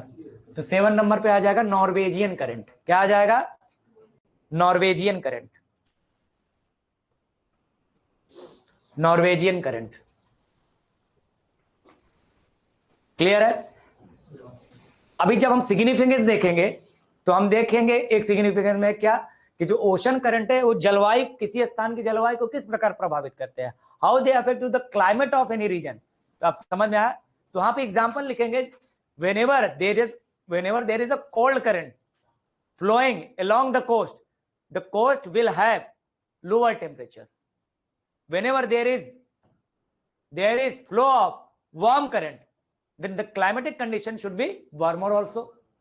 एग्जाम्पल लिख दोगे, ब्रिटेन और ये न्यू फाउंडलैंड, दोनों सेम लैटिट्यूड पे हैं, लेकिन यहाँ गर्मी ज्यादा पड़ती है, इस वजह से यहाँ सुहाना मौसम हो गया, इसलिए यहाँ जनसंख्या भी ज्यादा है। इसलिए ये रीजन में आपको जनसंख्या दिखे। देखो यहाँ ग्रीनलैंड है, दिख रहा है, ग्रीनलैंड एकदम से क्या है, नाम भ्रम में रखा है पूरा आइस, और ये आइसलैंड, यहाँ घास है, इसको ग्रीनलैंड होना चाहिए, इसको आइसलैंड। एक मूर्ख बनाने के लिए रखा है, क्या नाम, भांग खा के रखे थे क्या, हाँ, शोले मूवी देख ली तो दूसरी वाली क्या, रामू की शोले। देखो ग्रीनलैंड पूरा आइस है, लेकिन नॉर्वे में जीवन है, नॉर्वे, स्वीडन, फिनलैंड जीवन है, वहां मस्त 10 डिग्री टेम्परेचर में जी रहे हैं। कैसे, नॉर्वेजियन करंट, क्योंकि ये क्या करती है, वहां टेम्परेचर को बढ़ा देती है, तो फिजिबल कंडीशन हो जाता है, प्लीजेंट कंडीशन हो जाता है। आया समझ में, हाँ कि ना। तो यानी क्लाइमेटिक सिग्निफिकेंस में हम ये काम कर सकते हैं, इसको बोलो, रटने की जरूरत है, समझ में आ रहा है, आ रहा है ना समझ में? तो 7 हो गया, अब ये जाके किस में मिल जाएंगी? पोल पे मिल जाएंगे। क्लियर हुआ? तो उधर वाला निपटा दिए, अब इधर वाला निपटाना है। तो जैसे ही आएगा ये देखो ब्राजील के कोस्ट में पहुंची, तो यहाँ इसका नाम बदल जाता है, यहाँ 7 हो गया ना, यहाँ हो जाएगा ब्राजीलियन करंट। क्या हो जाएगी? ब्राजीलियन करंट, ब्राजीली जलधारा। अभी तक सिर्फ गर्म जल रहा है। हाँ, और क्या है? और क्या है? ये भी क्या है? गर्म जलधारा। ठीक है, अब देखो यहां से क्या होगा, ये घूम जाएगी यहां पर, क्योंकि ये देख रहे हो आइलैंड, यहां से एक ठंडी जलधारा है, घूम जाएगी और ये घूम के आगे जाके किसी और करंट में मिल जाएगी। ठीक है, समझ में आ रहा है? तो इस तरह से अटलांटिक ओशन के जितने वार्म करंट थे सब मिल गए। हाँ बोलो, कौन कौन? ये बताओ। हम इधर देखिए, ये कौन सा है? Equatorial current. ए भैया तुम भी देख लो, पैसा दिए हो। ठीक है, ठीक है। ये कौन सी है? और ये कौन सी है? कैरेबियन। कौन सी है? ये कौन सी है? ये कौन सी है? नॉर्थ अटलांटिक ड्रिफ्ट, क्योंकि क्या, they are caused by westerlies. ठीक है, हाँ। फिर ये आगे जाके क्या हो जाएगा? नॉर्वेजियन। क्या हो जाएगा? नॉर्वेजियन हो जाएगा। क्लियर है? और इर्मिंगर भी बोलते हैं उसको। ठीक है, तो रोल ऑफ इर्मिंगर अगर आ जाएगा प्रीलिम्स में या मेंस में आ जाएगा, मेंस में तो ऐसे स्पेसिफिक नहीं आएगा, ऑप्शनल में भले आ सकता है लेकिन यहाँ पे नहीं आएगा। ठीक है, तो इस तरह से वहां हो गया, ये इस तरह से यहाँ हो गया। अब हम कोल्ड करंट की बात कर लेते हैं ना, करें? वेरी गुड, भारत माता की जय। देखिए यहां से मेल्ट होगी, सुनना है, यहाँ पे क्या होगी? कभी ना कभी क्या होगा, कुछ मेल्ट होगा, मेल्ट होकर क्या होगा, वो फ्लो करेगा नीचे की ओर। यहाँ ग्रेविटी की यहाँ पे क्या होगा, यहाँ हाई डेंसिटी है, यहाँ लो डेंसिटी, इस वजह से क्या होगा, वो आगे बढ़ेगा यहाँ पे। तो इस वजह से क्या होगा, ये यहाँ से करंट उत्पन्न होगी, इधर से भी और इधर से भी। क्लियर हुआ? हाँ, तो ये वाला हो गया हमारा लैब्राडोर करंट। क्या हो गया? क्योंकि यहाँ पर ध्यान दीजिए, यहाँ लैब्राडोर सी है, तो सबसे अभी हम लिख लोगे कि हमको लिखना पड़ेगा? लैब्राडोर कुकुर होता है एक प्रकार का, लैब्राडोर यहीं से आता है, वो लैब्राडोर कुकुर कुत्ता है, कुत्ते की एक प्रजाति है स्पेसिफिक। हालांकि कुकुर बोलते तो बुरा मान जाते हैं। हाँ, तो एक बार एक आदमी से पूछा, मैंने कहा ये कुत्ते का नाम क्या? इट इज नॉट अ कुत्ता। हम कहे सुंदर से आदमी का नाम क्या है? कुत्ते कुत्ते कहेंगे ना, भला हाँ सुंदर सा। सो गए क्या? क्या तुम लोग दो शब्दों के बीच के अंतराल में सो लेते हो क्या? चलिए कोई बात। हाँ, अरे कोई बात नहीं। दुनिया प्रश्न उठाएगी, उसका जवाब अपने प्रदर्शन से देना। जिस दिन शब्दों से जवाब देने लगोगे, समझ लेना आपके पास जवाब नहीं। समझा?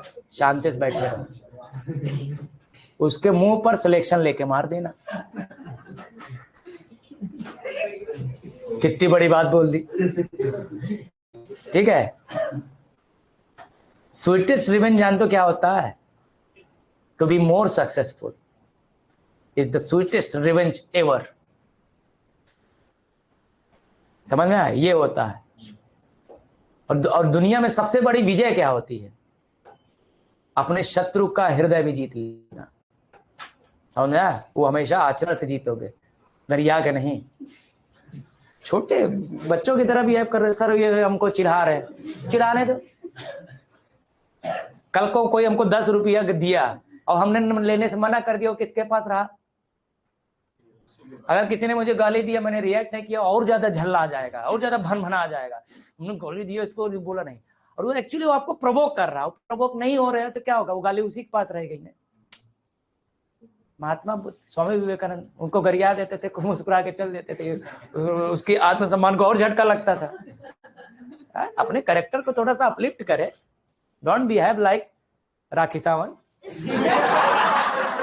ठीक है, हाँ, हर बात पे रिएक्ट करना है। ठीक है, थोड़ा सा मेच्योर रहिए। तो ये लेब्राडोर करंट है, तो कैसी करंट होगी ये? ठंडी। और दूसरी वाली कौन सी है? Greenland current. क्या है ये? ग्रीनलैंड। तो ये भी कैसी होगी? ठंडी करंट, ग्रीनलैंड धारा।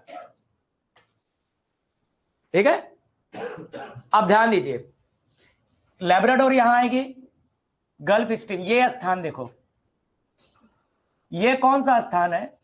ये एक ऐसा स्थान है जहां पर ये ग्रीनलैंड, सॉरी, ये गल्फ स्ट्रीम और ये लेब्राडोर करंट मिल रही है। ठीक है, इसको मिटा दे ये वाला।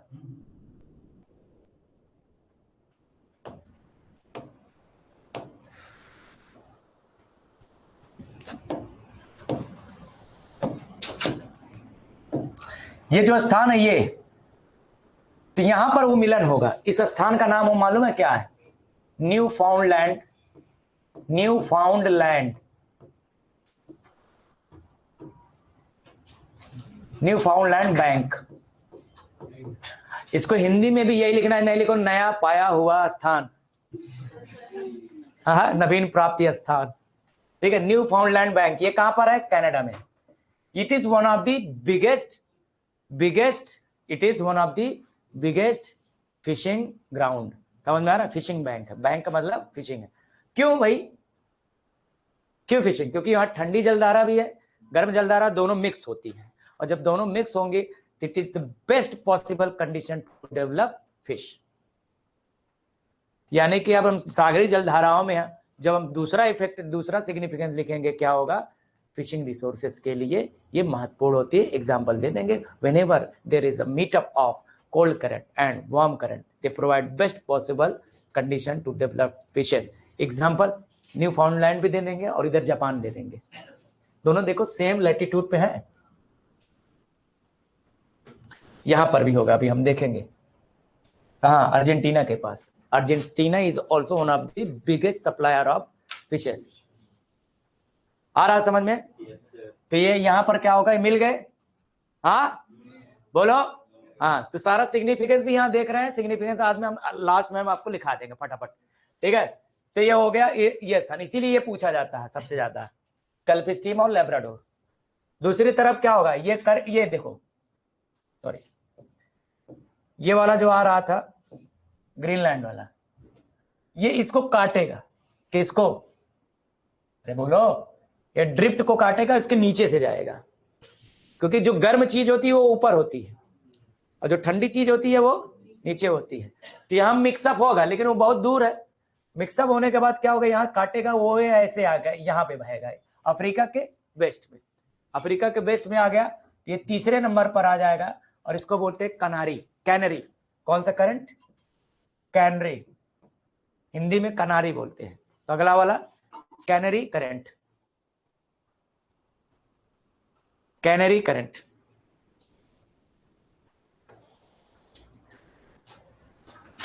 मैप बाद में बना लीजिएगा घर पे आराम से, मैप निकाल कर वहां पे ये लोकेट जरूर करिए, और एटलस में है आपके, एटलस में जाके देखें, ओशन करंट वाला टॉपिक में, वहां देखेंगे, वहां सारा वही दिखेगा, जैसे फ्लो मैं बता रहा हूं वैसे ही है। ठीक है, अब देखो क्या है, कैनरी करंट क्या होगा? यहां से ऐसे आगे आएगी, ठीक है, ये ऐसे मुड़ जाएगी। तो ध्यान दीजिए, ये ऐसे, फिर ऐसे एक सर्कल बनेगा। मैंने आपको पढ़ाया था जब पिछले हफ्ते, यहाँ पर क्या होता है? लगातार घूमता रहता है, यहाँ देखो,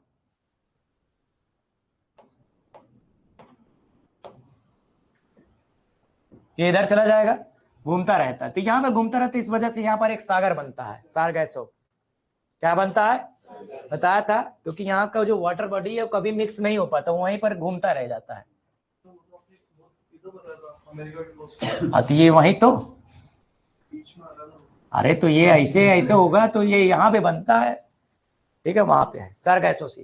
क्लियर है? ये हो गया। अब ठंडी जलधारा की बात करें, ये पोल है, तो यहां से निकलता है इधर एक जलधारा, ये फॉकलैंड आइलैंड है। कौन सा है? इसीलिए इसको क्या बोलते हैं? इस करंट को फॉकलैंड बोलेंगे। चौथा, कौन सा करंट? Falkland, Falkland current. क्या है? Falkland current. ठीक है, Yes, sir. कौन सा है ये? Falkland current. अब यहां पर फिर से देखो क्या होगा, यहाँ फिशिंग ग्राउंड बनेगा कि नहीं? अर्जेंटीना के किनारे, और वहां पर एक पोर्ट है, साओ पोलो पोर्ट। क्या ये दिख रहा है? ये वाला, ये साओ पोलो पोर्ट है, जो कि अर्जेंटीना पाया जाता है, one of the biggest fishing ground of world. समझ में आ रहा है? आया समझ में? तुम यार क्या रखते रहते हो यार, देखो जहां मिल रही है वहां पे मछली होगा ही करेगा यार। हाँ, अब फिर क्या होगा, ये मिक्स होगा फिर ये आगे जाके बढ़ जाएगा। फिर देखो यहां पर क्या होगा, जैसे वहां पे वेस्टर्लीज बहती है ना, वैसे इधर भी वेस्टर्लीज इस साइड बहती है। तो फिर क्या होगा, यहां पर पूरा का पूरा क्या होगा, सागर की एक जलधारा बहती रहेगी, हाँ कि ना, बोलो। तो ये देखो कहां कहां बह रही है, ये इसी पूरा जो है अंटार्कटिका के पास से बह रही है, समझ में आ रहा है। तो ये पैसिफिक में है तो इसको बोलेंगे Pacific drift, south Pacific drift, ठीक है। यहां पर तो इसको क्या बोलेंगे, साउथ अटलांटिक ड्रिफ्ट। तो अगला वाला लिखेंगे south Atlantic drift, 5 south Atlantic drift. Clear हुआ। ड्रिफ्ट क्यों बोला गया, क्योंकि ये भी वेस्टर्लीज से जनरेट होती है, पछुआ पहुने से जनरेट होते हैं। पछुआ पहुने जब हम पढ़ेंगे तो वहां फिर से इसको लिंक करेंगे वहां पे, ठीक है। अब फिर क्या होगा, यहां से फिर ये थोड़ा सा इधर जाएंगे, ये यहां पहुंचेंगे, ठीक है। ये छठा वाला साउथ अफ्रीका के कोस्ट के बगल से, ये साउथ अफ्रीका है और ये नामीबिया है, बोत्सवाना वगैरह, ये अंगोला है, अंगोला के बगल ये सीडीआर है, कॉन्गो डेमोक्रेटिक रिपब्लिक है, ये कॉन्गो है, ये गैबन है, और ये गैबन ये है, और ये कॉन्गो है। क्या था ये, सही तो था, सही बोल रहे हैं। ये इक्वाटोरियल गिनी, हाँ है, वही तो सोच रहे हैं कहां गुरु गड़बड़ हो रहा है। तो ये छठा वाला जो है इसका नाम है बेंगुला। क्या नाम है, बेंगुला, अंगोला नहीं, बेंगुला। बस अंगोला के बगल है बेंगुला, याद रखिएगा।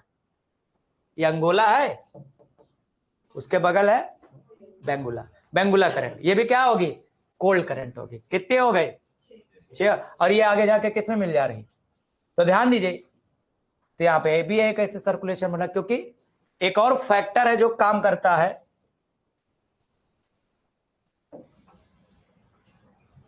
यहाँ पे वो अभी पढ़ना है उसको, उसका नाम है कोरियोलिस फोर्स। क्या नाम है, कोरियोलिस फोर्स। ये भी क्या करता है, ओशन करंट के फ्लो को प्रभावित करता है, ठीक है। इसके बारे में डिटेल में पढ़ेंगे, कहां पढ़ेंगे, क्लाइमेटोलॉजी में। अभी के लिए समझिए, एक बल है जो due to rotation of earth generate होता है। इसकी वजह से क्या होता है, पवने उत्तर दिशा में दाईं ओर और दक्षिण दिशा में बाईं ओर बहती हैं। क्योंकि पवनों प्रभाव सागर पे पड़ता है, इसलिए सागर भी इसी फ्लो को फॉलो करती है, ठीक है। अभी के लिए इतना ही समझना, बाकी इसको डिटेल में कहां पढ़ेंगे, जब क्लाइमेटोलॉजी पढ़ेंगे, ठीक है। हाँ, एक कोरियोलिस फोर्स होती है, वो भी इसके फ्लो को प्रभावित करती है। इसकी वजह से देखो, ये इनका क्या होता है, ये देखो ऐसे घूम रहे हैं और ये ऐसे घूम रहे हैं। ये कैसे घूम रहे हैं, क्लॉकवाइज, और ये कैसे घूम रहे हैं। तो साउथ में जितनी भी धाराएं होती है वो एंटी क्लॉकवाइज घूमती है, और नॉर्थ में वो क्लॉकवाइज घूमती है, कोरियोलिस फोर्स की वजह से। किसकी वजह से, कोरियोलिस फोर्स की वजह से। आ रहा है समझ में, हाँ देखा। तो ये अटलांटिक की हो गई सारी करंट। बस आपको क्या, 1-2 बार अगर मैपिंग कर लेंगे याद हो जाएगा, और इनका सिग्निफिकेंस आपको समझ में आ गया। एक और सिग्निफिकेंस है, अभी हम बाद में बताएंगे थोड़ा सा। तो अब ये अटलांटिक का हो गया, पैसिफिक का लिख लो फटाक से। ये तो हम कहें कि मैं बोल दे रहा हूं, आप मैप में लोकेट करके लाए। जैसे मैंने इसको लोकेट किया, ऐसे पैसिफिक का कर दूं। या तो कोल्ड करंट कौन कौन सी है वो वाली, हम आपसे कह दें कि आप घर पे लोकेट करें, मैप में कर लेंगे, हम ही करा दें, जैसी अच्छा आपकी इच्छा प्रभु। अच्छा, हिंद महासागर का कर लेंगे फिर, अगर हम 2 करा दें तो। चलिए हम समझ गए, इसको मिटा दें फिर। क्या ताजा ताजा गूगल से डाउनलोड कर लेना, इतना खराब लग रहा है ये। अच्छा, फिर फोटो खींचना तो खींच लो, याद रखेगा ना। हाँ, गूगल पे मिल ही जाएगा। हाँ ठीक है, तो कह रहा है इसको क्या दिखा रहे हो। अच्छा तुम्हारा, अच्छा, हाँ आएगा, अभी देखेंगे। मिटा दे फिर इसको 2-3 बार पढ़ोगे याद हो जाएगा। जब हमें याद होगा तो तुम्हें भी हो जाएगा, है?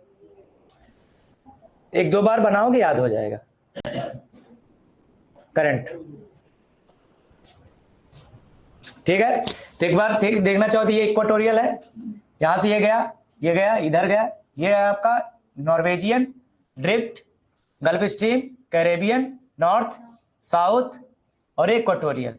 एक रह गया था इसमें एक रह गया था थोड़ा सा। देखो होगा क्या, जब यहां से देख रहे हो वापस आ रहा है करंट, तो धीरे धीरे क्या होगा, ये खाली होता जा रहा होगा ना, तो इस खाली जगह को भरने के लिए यहीं से मुड़ जाती है करंट वापस उस जगह पे, यानी काउंटर, इसलिए बोलते हैं इसको काउंटर इक्वाटोरियल करंट। क्या बोलेंगे? तो कैसे डेवलप हो रहा है समझ में आया?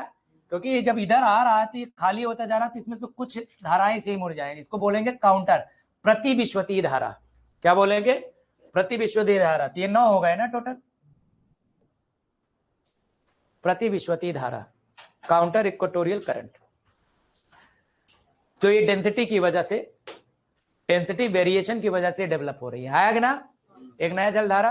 भाई लैंड सरफेस से जो डेवलप हुए वो हमने आपको बताया, विंड से जनरेट हुए, डेंसिटी ऑफ वेरिएशन से जनरेट हुए वो हमने आपको बता दिया। अब मिटाएं इसको।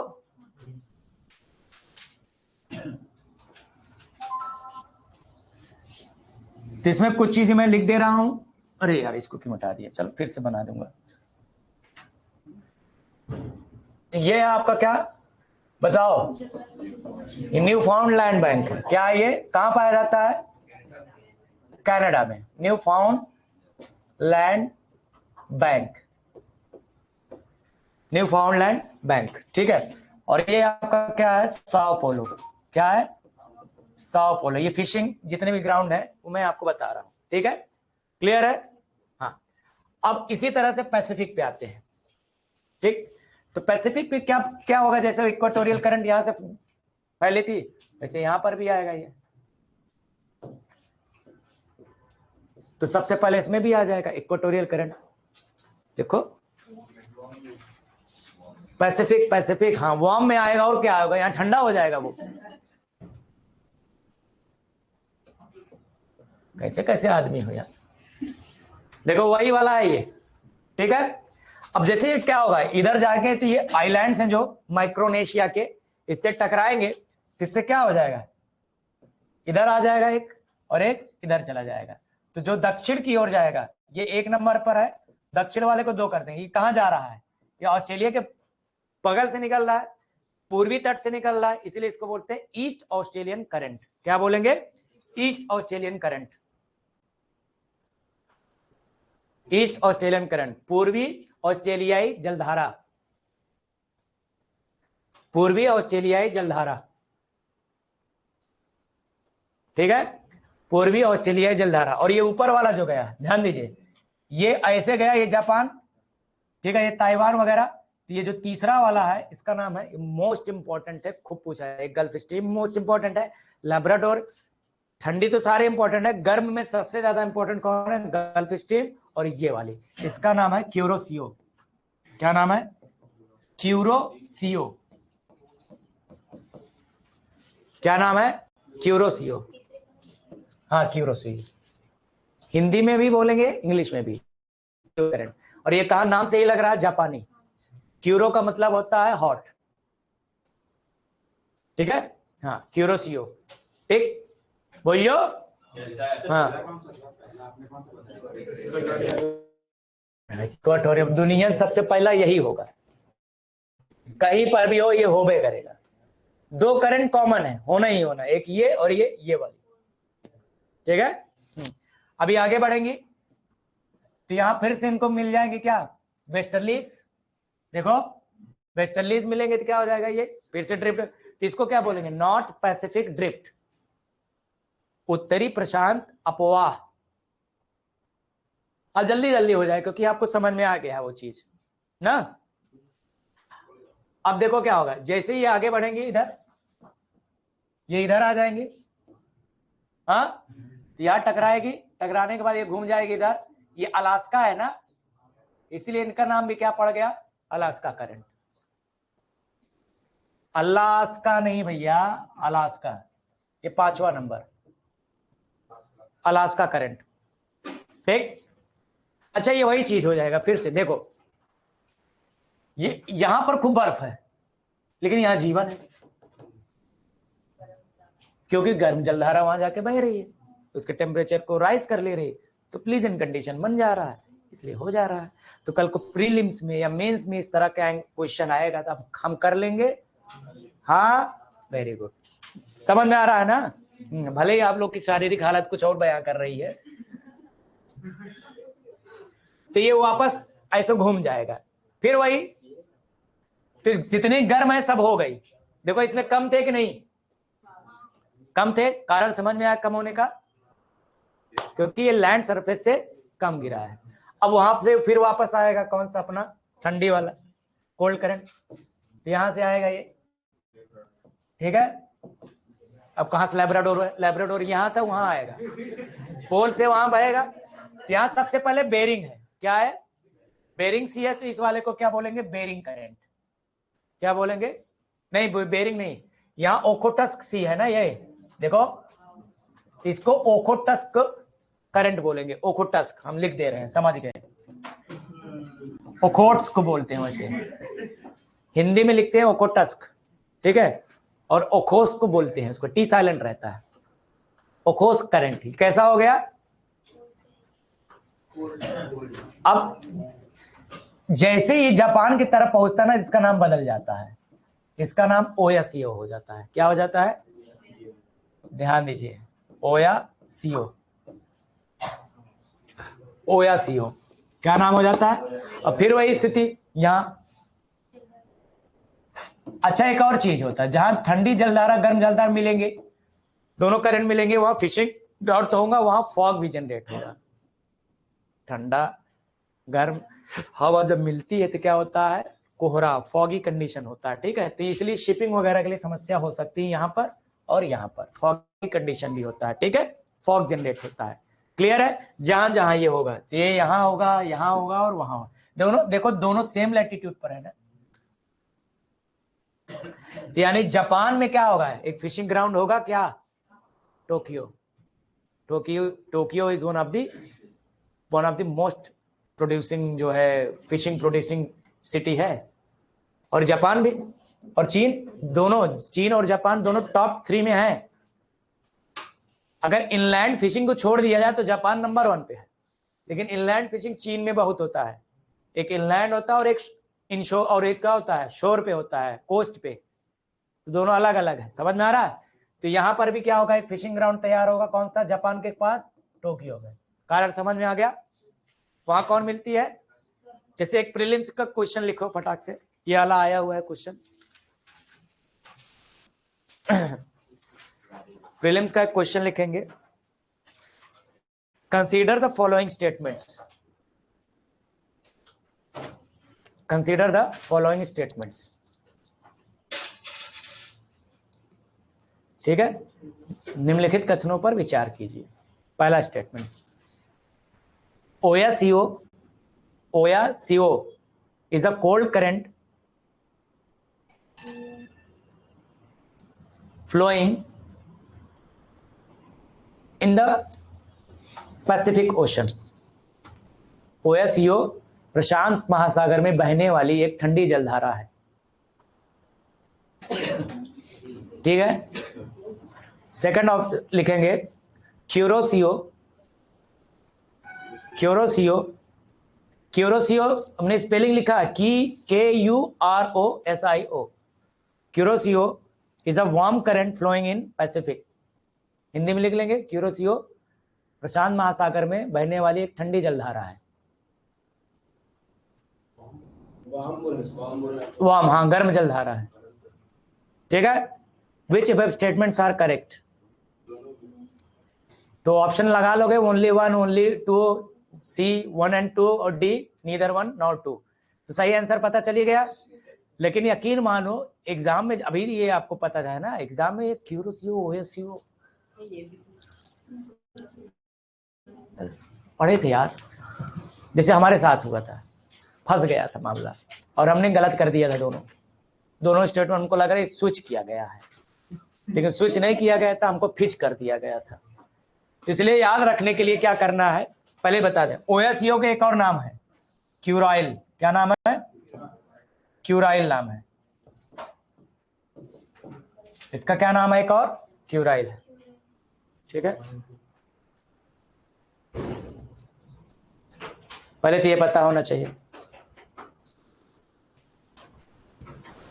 ठीक है।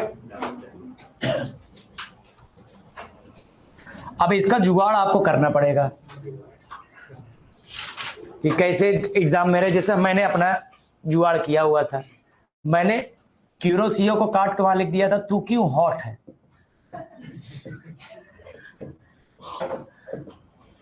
देखो क्यूराइल आएगा तो उसमें दिक्कत नहीं होती है।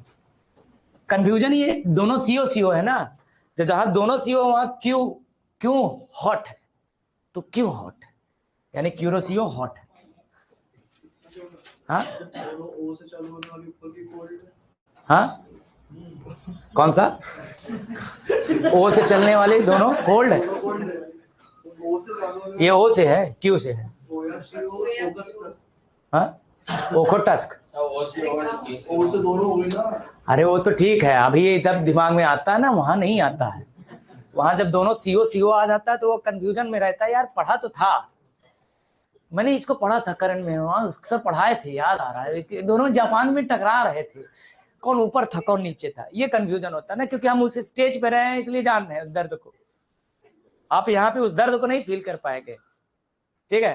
तो याद रखना तू क्यों हॉट है, काम हो जाएगा, तो क्यों हॉट है पता चल जाएगा, ठीक है। अब देखो जो चीज यहां हुई थी वही चीज यहां होगी, तो बेरिंग करंट जो होता है वो क्या होगा, इसको ड्रिफ्ट को काट के आगे बढ़ जाएगी। तो यहां जब आएगी तो यहाँ कैलिफोर्निया है ये, और ये गल्फ ऑफ कैलिफोर्निया है, ये दिख रहा है, ये गल्फ ऑफ कैलिफोर्निया है, इसके किनारे से बहेगी तो क्या हो जाएगा कैलिफोर्निया करंट। क्या हो जाएगा कैलिफोर्निया करंट, कैसी हो जाएगी ठंडी, कैलिफोर्निया करंट।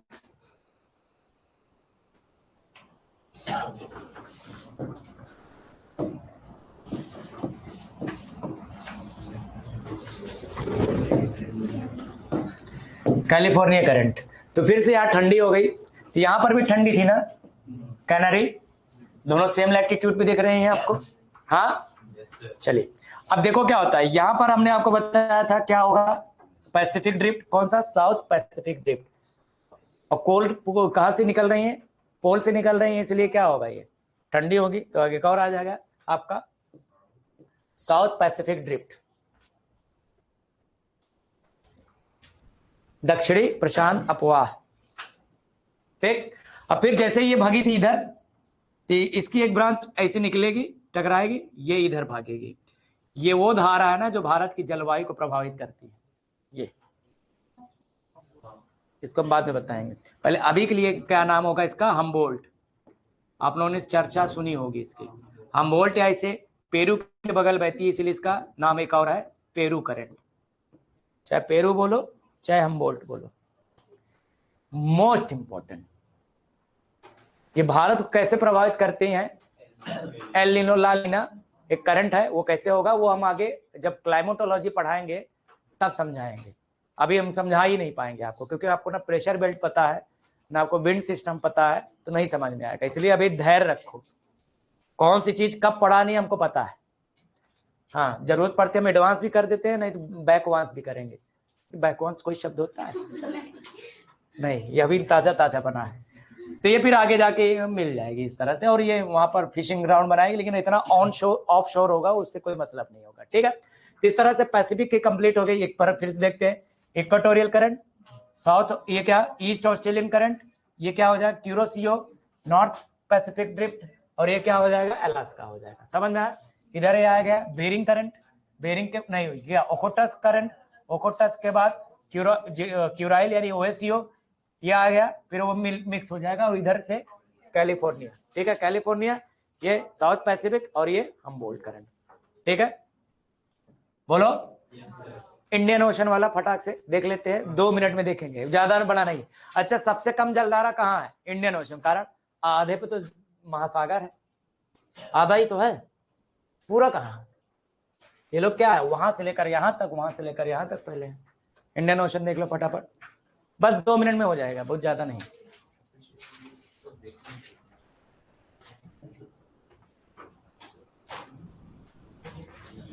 तो जैसे इक्वेटर पर ये था ना, तो यहां पर भी इक्वेटर वाला आएगा, हाँ कि ना, इक्वेटोरियल करंट पहला कैसा होगा, ये माननीय कैसा होगा, वार्म होगा, गर्मा गर्म, एकदम गर्म, लाइक योर दिमाग की तरह, अभी जैसा चल रहा है। माने मन गरिया रहे होंगे, पूरा संडे खराब कर दिए। 3 बजे का पिक्चर का टिकट भी सोचे थे, बेचारी का मैसेज भी आ रहा है। ठीक है, ये हो गया ना ना ना मुन्ना ना। फिर देखो यहां से ऐसे ये इधर चला जाएगा, ये इधर चला जाएगा, ठीक है। ये ऊपर जो जाएगा ये क्या हो जाएगा, सोमालिया के बाद से जा रहा है, इसलिए सोमाली करंट क्या होगा, सोमाली करंट।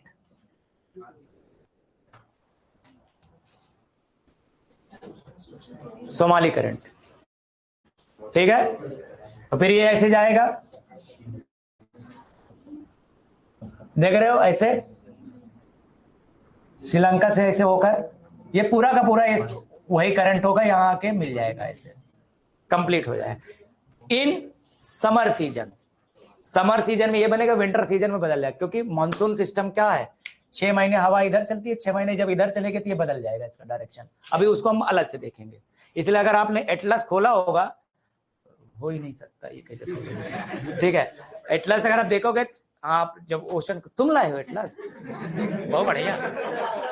हाँ, रोज तो आते ही नहीं हो, लाओ का ओशन करंट वाला निकालो टॉपिक। अब कहोगे ये भी है इसमें, पहले वो देखो जो इंट्रोडक्शन वाला टॉपिक है उसमें ओशन करंट देखो, हाँ वहां लास्ट में जाके देखोगे, जिनके पास है वो फील करेंगे।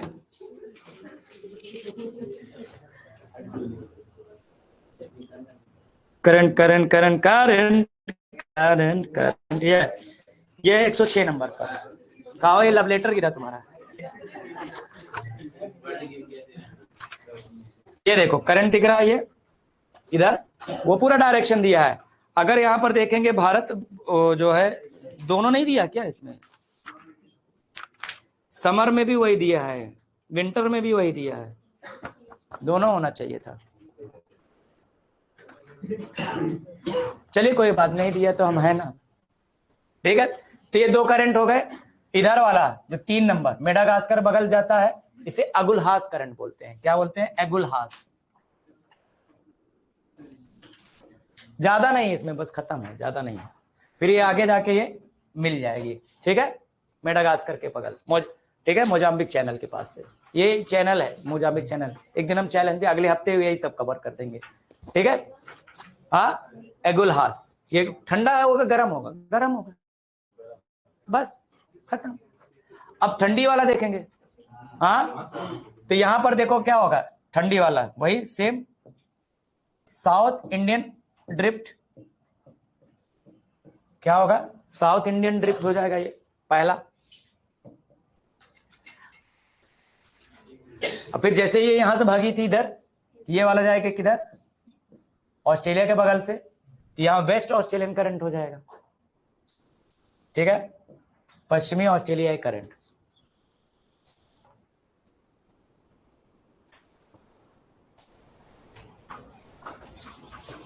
ठीक है, हाँ हाँ। बस दिक्कत क्या होगी, जैसे विंटर सीजन आएगा इसका डायरेक्शन बदल जाएगा, समझ में आ रहा है, इसका डायरेक्शन कैसे होगा, मिटा दे, नहीं इधर अलग मिटाते हैं बस। मान लो ये विंटर सीजन में है, ठंडी, तो ठंडी में हवा ऐसे चलती है, तो इस वजह से क्या होगा, ये ऐसे जाएगा,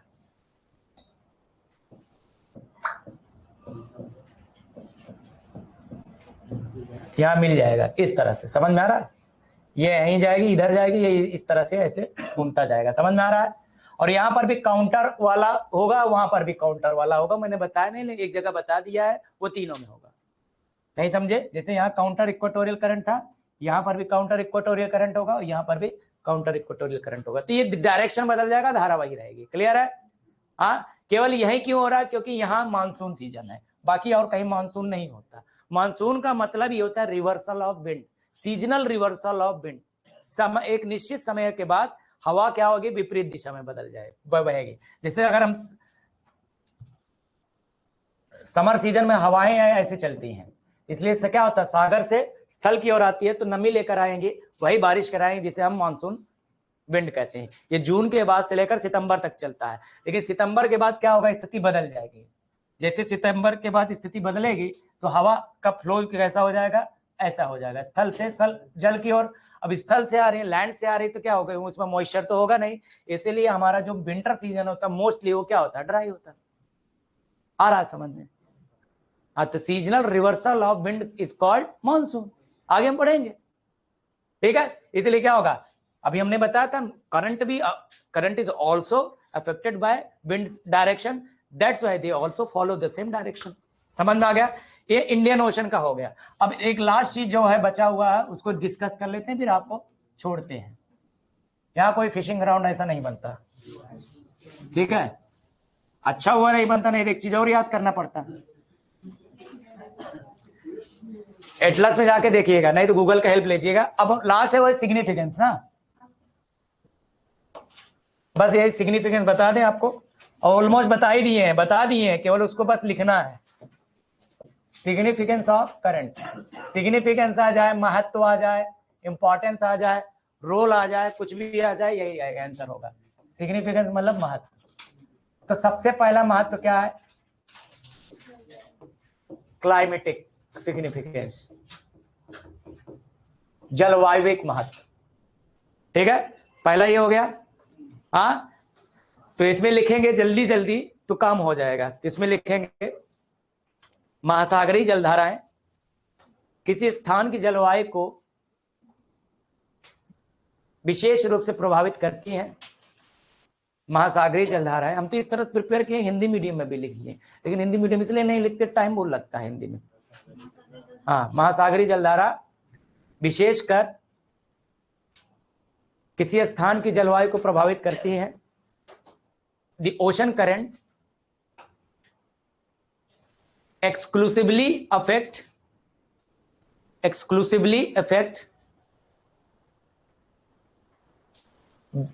the climate of any coastal region, किसी तटीय क्षेत्र को प्रभावित करती हैं। कैसे, अगला पॉइंट लिखेंगे इसमें, if cold current is flowing along the coast,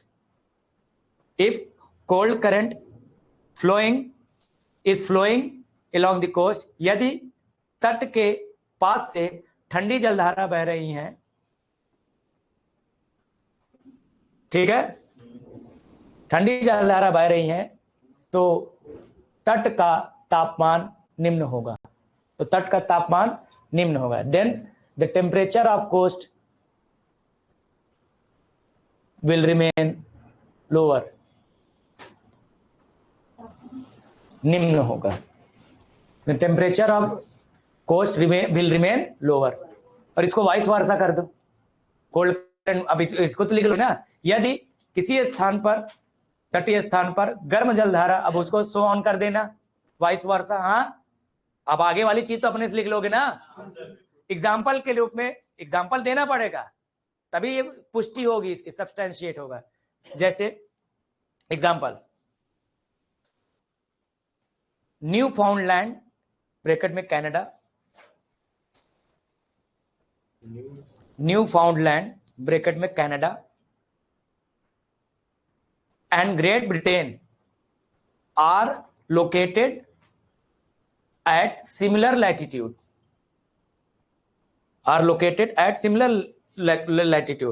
Hindi में न्यू फाउंडलैंड तथा ब्रिटेन समान अक्षांशों पर स्थित है,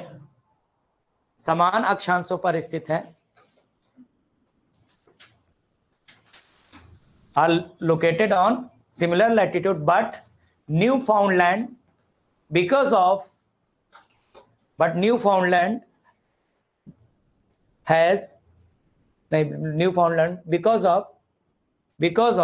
Labrador cold current, Labrador cold current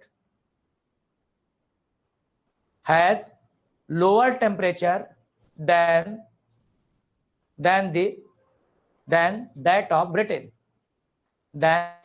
that of Britain. Hindi में, फिर भी लेब्राडोर ठंडी जलधारा के कारण न्यू फाउंडलैंड का तापमान ब्रिटेन के तापमान से कम है। और वहां पे ब्रिटेन के तापमान के बगल कौन सी बह रही है? नॉर्वेजियन करंट, तो उसके हायर टेम्परेचर का कारण है। तो वहां पे चाहे तो ब्रैकेट में ये भी ऐड कर दीजिएगा, ठीक है। वहां न्यू फाउंडलैंड का तापमान ब्रिटेन के तापमान से कम है। एक एग्जांपल आपने दे दिया, पुष्टि हो गई सिग्निफिकेंस की, हाँ कि ना। तो क्लाइमेटिक के बाद अगला जो है वो है क्या? एक और क्लाइमेटिक में लिख रहे, जहां ठंडा जलधारा और गर्म जलधारा मिलते हैं वहां फॉगी कंडीशन डेवलप होती है। क्लाइमेटिक कंडीशन में एक और लिख लीजिए फटाफट। Whenever any cold current and warm current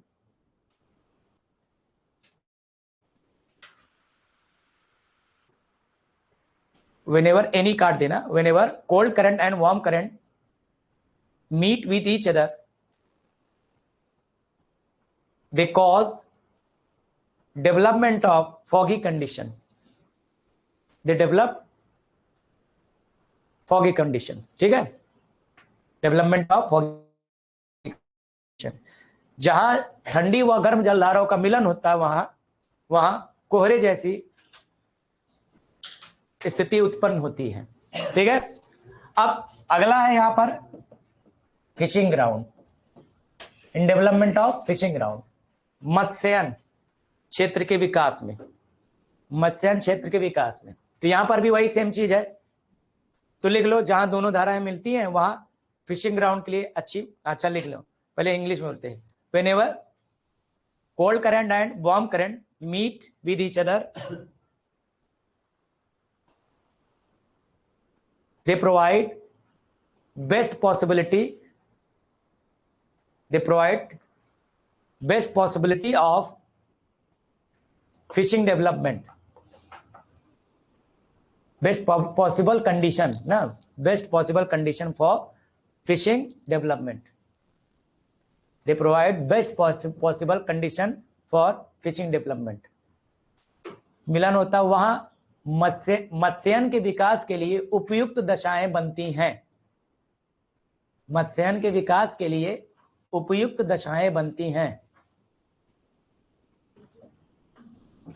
ठीक है। हाँ, एग्जाम्पल लिख लो, new फाउंडलैंड bank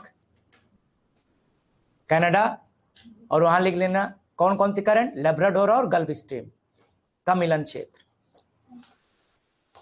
mixing of gulf stream and Labrador. आसान है ना टॉपिक? हाँ, वो हम जान रहे हैं, अब ऊपर से जा रहा है, बस खत्म होने वाला लास्ट चीज बताने जा रहे हैं, जो सबसे महत्वपूर्ण चीज है, अभी तक डिस्कस नहीं किए हैं। जिनको थोड़ा लग रहा है मन में ना, अब उनके साथ एक जादू होने वाला है। Let's be ready for magic. और मेरा मैजिक चमत्कार नहीं, साइंस पर बेस्ड है, ज्योग्राफी पर बेस्ड है, और मेरा नहीं है ये। पहली बात, मैं आपको सिर्फ एक्सप्लेन करूंगा। एक मैजिक के लिए तैयार रहिए। क्या हो रहा है? आपको क्या लगता है कि ये जो करंट है ये किसी स्थान की स्थलाकृति को भी प्रभावित करती है? हाँ, डेवलपमेंट ऑफ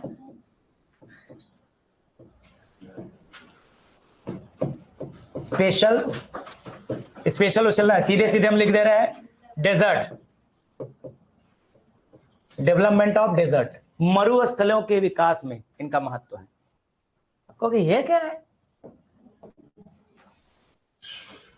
जैसे यहां क्लाइमेट है, आगे जब हम आपको एल नीनो नाल नीनो पढ़ा देंगे तो उसमें ये भी जोड़ देना भारत के संदर्भ में। अगर मान लो पूछ लिया जाए जलधाराओं का महत्व समझाइए भारत के संदर्भ में, तब आपको एल नीनो ला नीनो बताना पड़ेगा। आप कहोगे ये क्या है?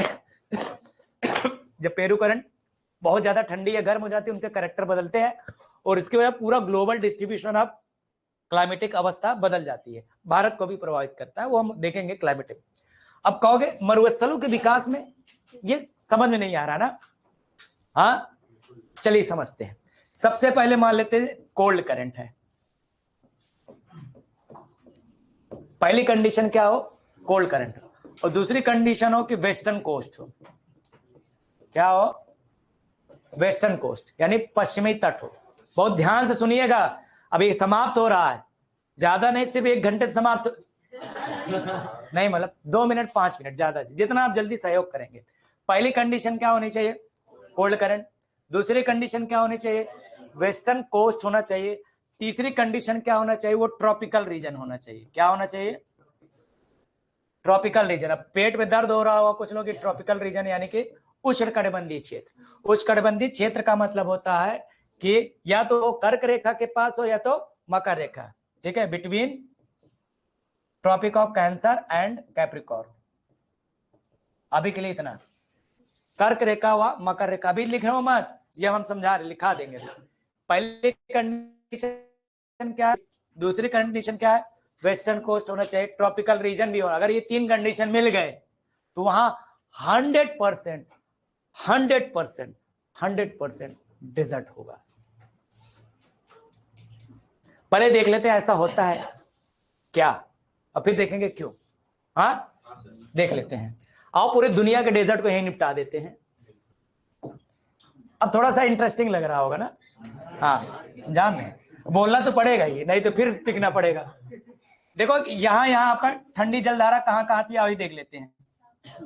और यहाँ पर आपको देखो मकर रेखा ऐसे जा रही होगी, यहाँ पर भी है, यहाँ पर भी है। देखो कौन सा है ये, पेरू, ये कौन सा, बेंगुला, और ये कौन सा है, वेस्ट ऑस्ट्रेलियन। यहां पर भी है, ये भी तो है ना, ट्रॉपिक ऑफ कैंसर गया है ना, और यहां पर भी है, यहां पर भी ठंडी है, यहां पर भी ठंडी है, लेकिन ये ईस्ट कोस्ट हो जा रहा है ना, केवल वेस्ट कोस्ट देखना हमको। आइए देखते हैं, जानते हो यहां कौन सा करंट, यहां कौन सा डेजर्ट है, अटाकामा, अटाकामा डेजर्ट है यहाँ, पेरू और चिली में अटाकामा डेजर्ट। यहां ये नामीबिया, नामीब कौन सा है, नामीबिया है, कौन सा है, नामीब, नामीबिया देश तो वहीं से भाई आया था ना वो चीता, नामीब डेजर्ट है, नामीब। प्लस यहां पर देख रहे हो ये बोत्सवाना में कालाहांडी है, कालाहारी, हांडी नहीं है, कालाहारी, कालाहारी डेजर्ट। ये 2 डेजर्ट आपको यहां मिल गए, बोलो यहाँ पे कौन कहाँ कहाँ है, एक नामीबिया में और वो बोत्सवाना में है। यहां पर भी फिर होना चाहिए, यहाँ तो पूरा आधा पूरा डेजर्ट है, इसको बोलते हैं ग्रेट ऑस्ट्रेलियन डेजर्ट या ग्रेट विक्टोरियन डेजर्ट।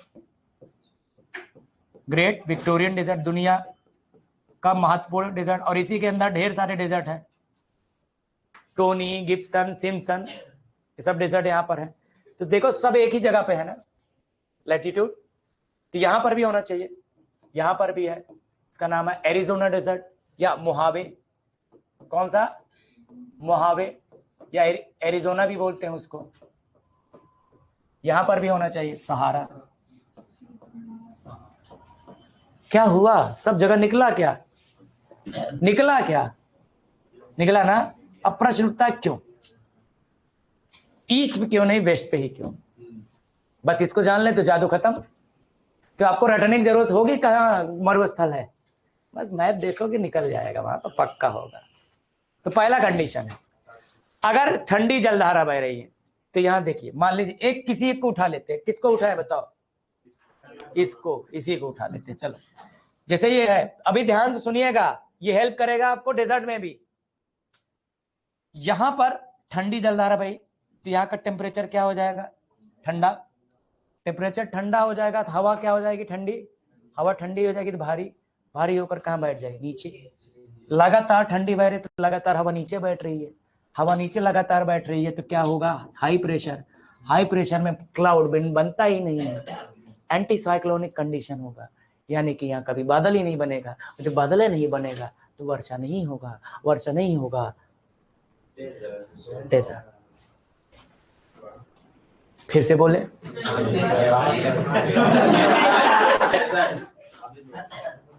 समझ गए। लेकिन एक और चीज है, तो ईस्ट कोस्ट पे क्यों नहीं फिर? हाँ, क्योंकि जितने जितने ठंडी जलधारा है सब देखो कहाँ है, वेस्ट कोस्ट पे है। दूसरी बात कि यहाँ मकर और यहाँ पर सूर्य भी बहुत ज्यादा होता है, सूर्य की किरणें, इस वजह से क्या होता है उसको और एक्सट्रीम टेम्परेचर दे देती हैं। तो अब यहाँ पर देखें तो अब समझ में आ गया? नहीं नहीं नहीं, इधर जाना है। पहला कोल्ड करंट होना चाहिए, दूसरा वेस्टर्न कोस्ट होना चाहिए, और तीसरा ये होना चाहिए। तो वहां क्या निकलेगा? डेजर्ट निकलेगा। तो कोल्ड करंट का रूल है, समझ में आया?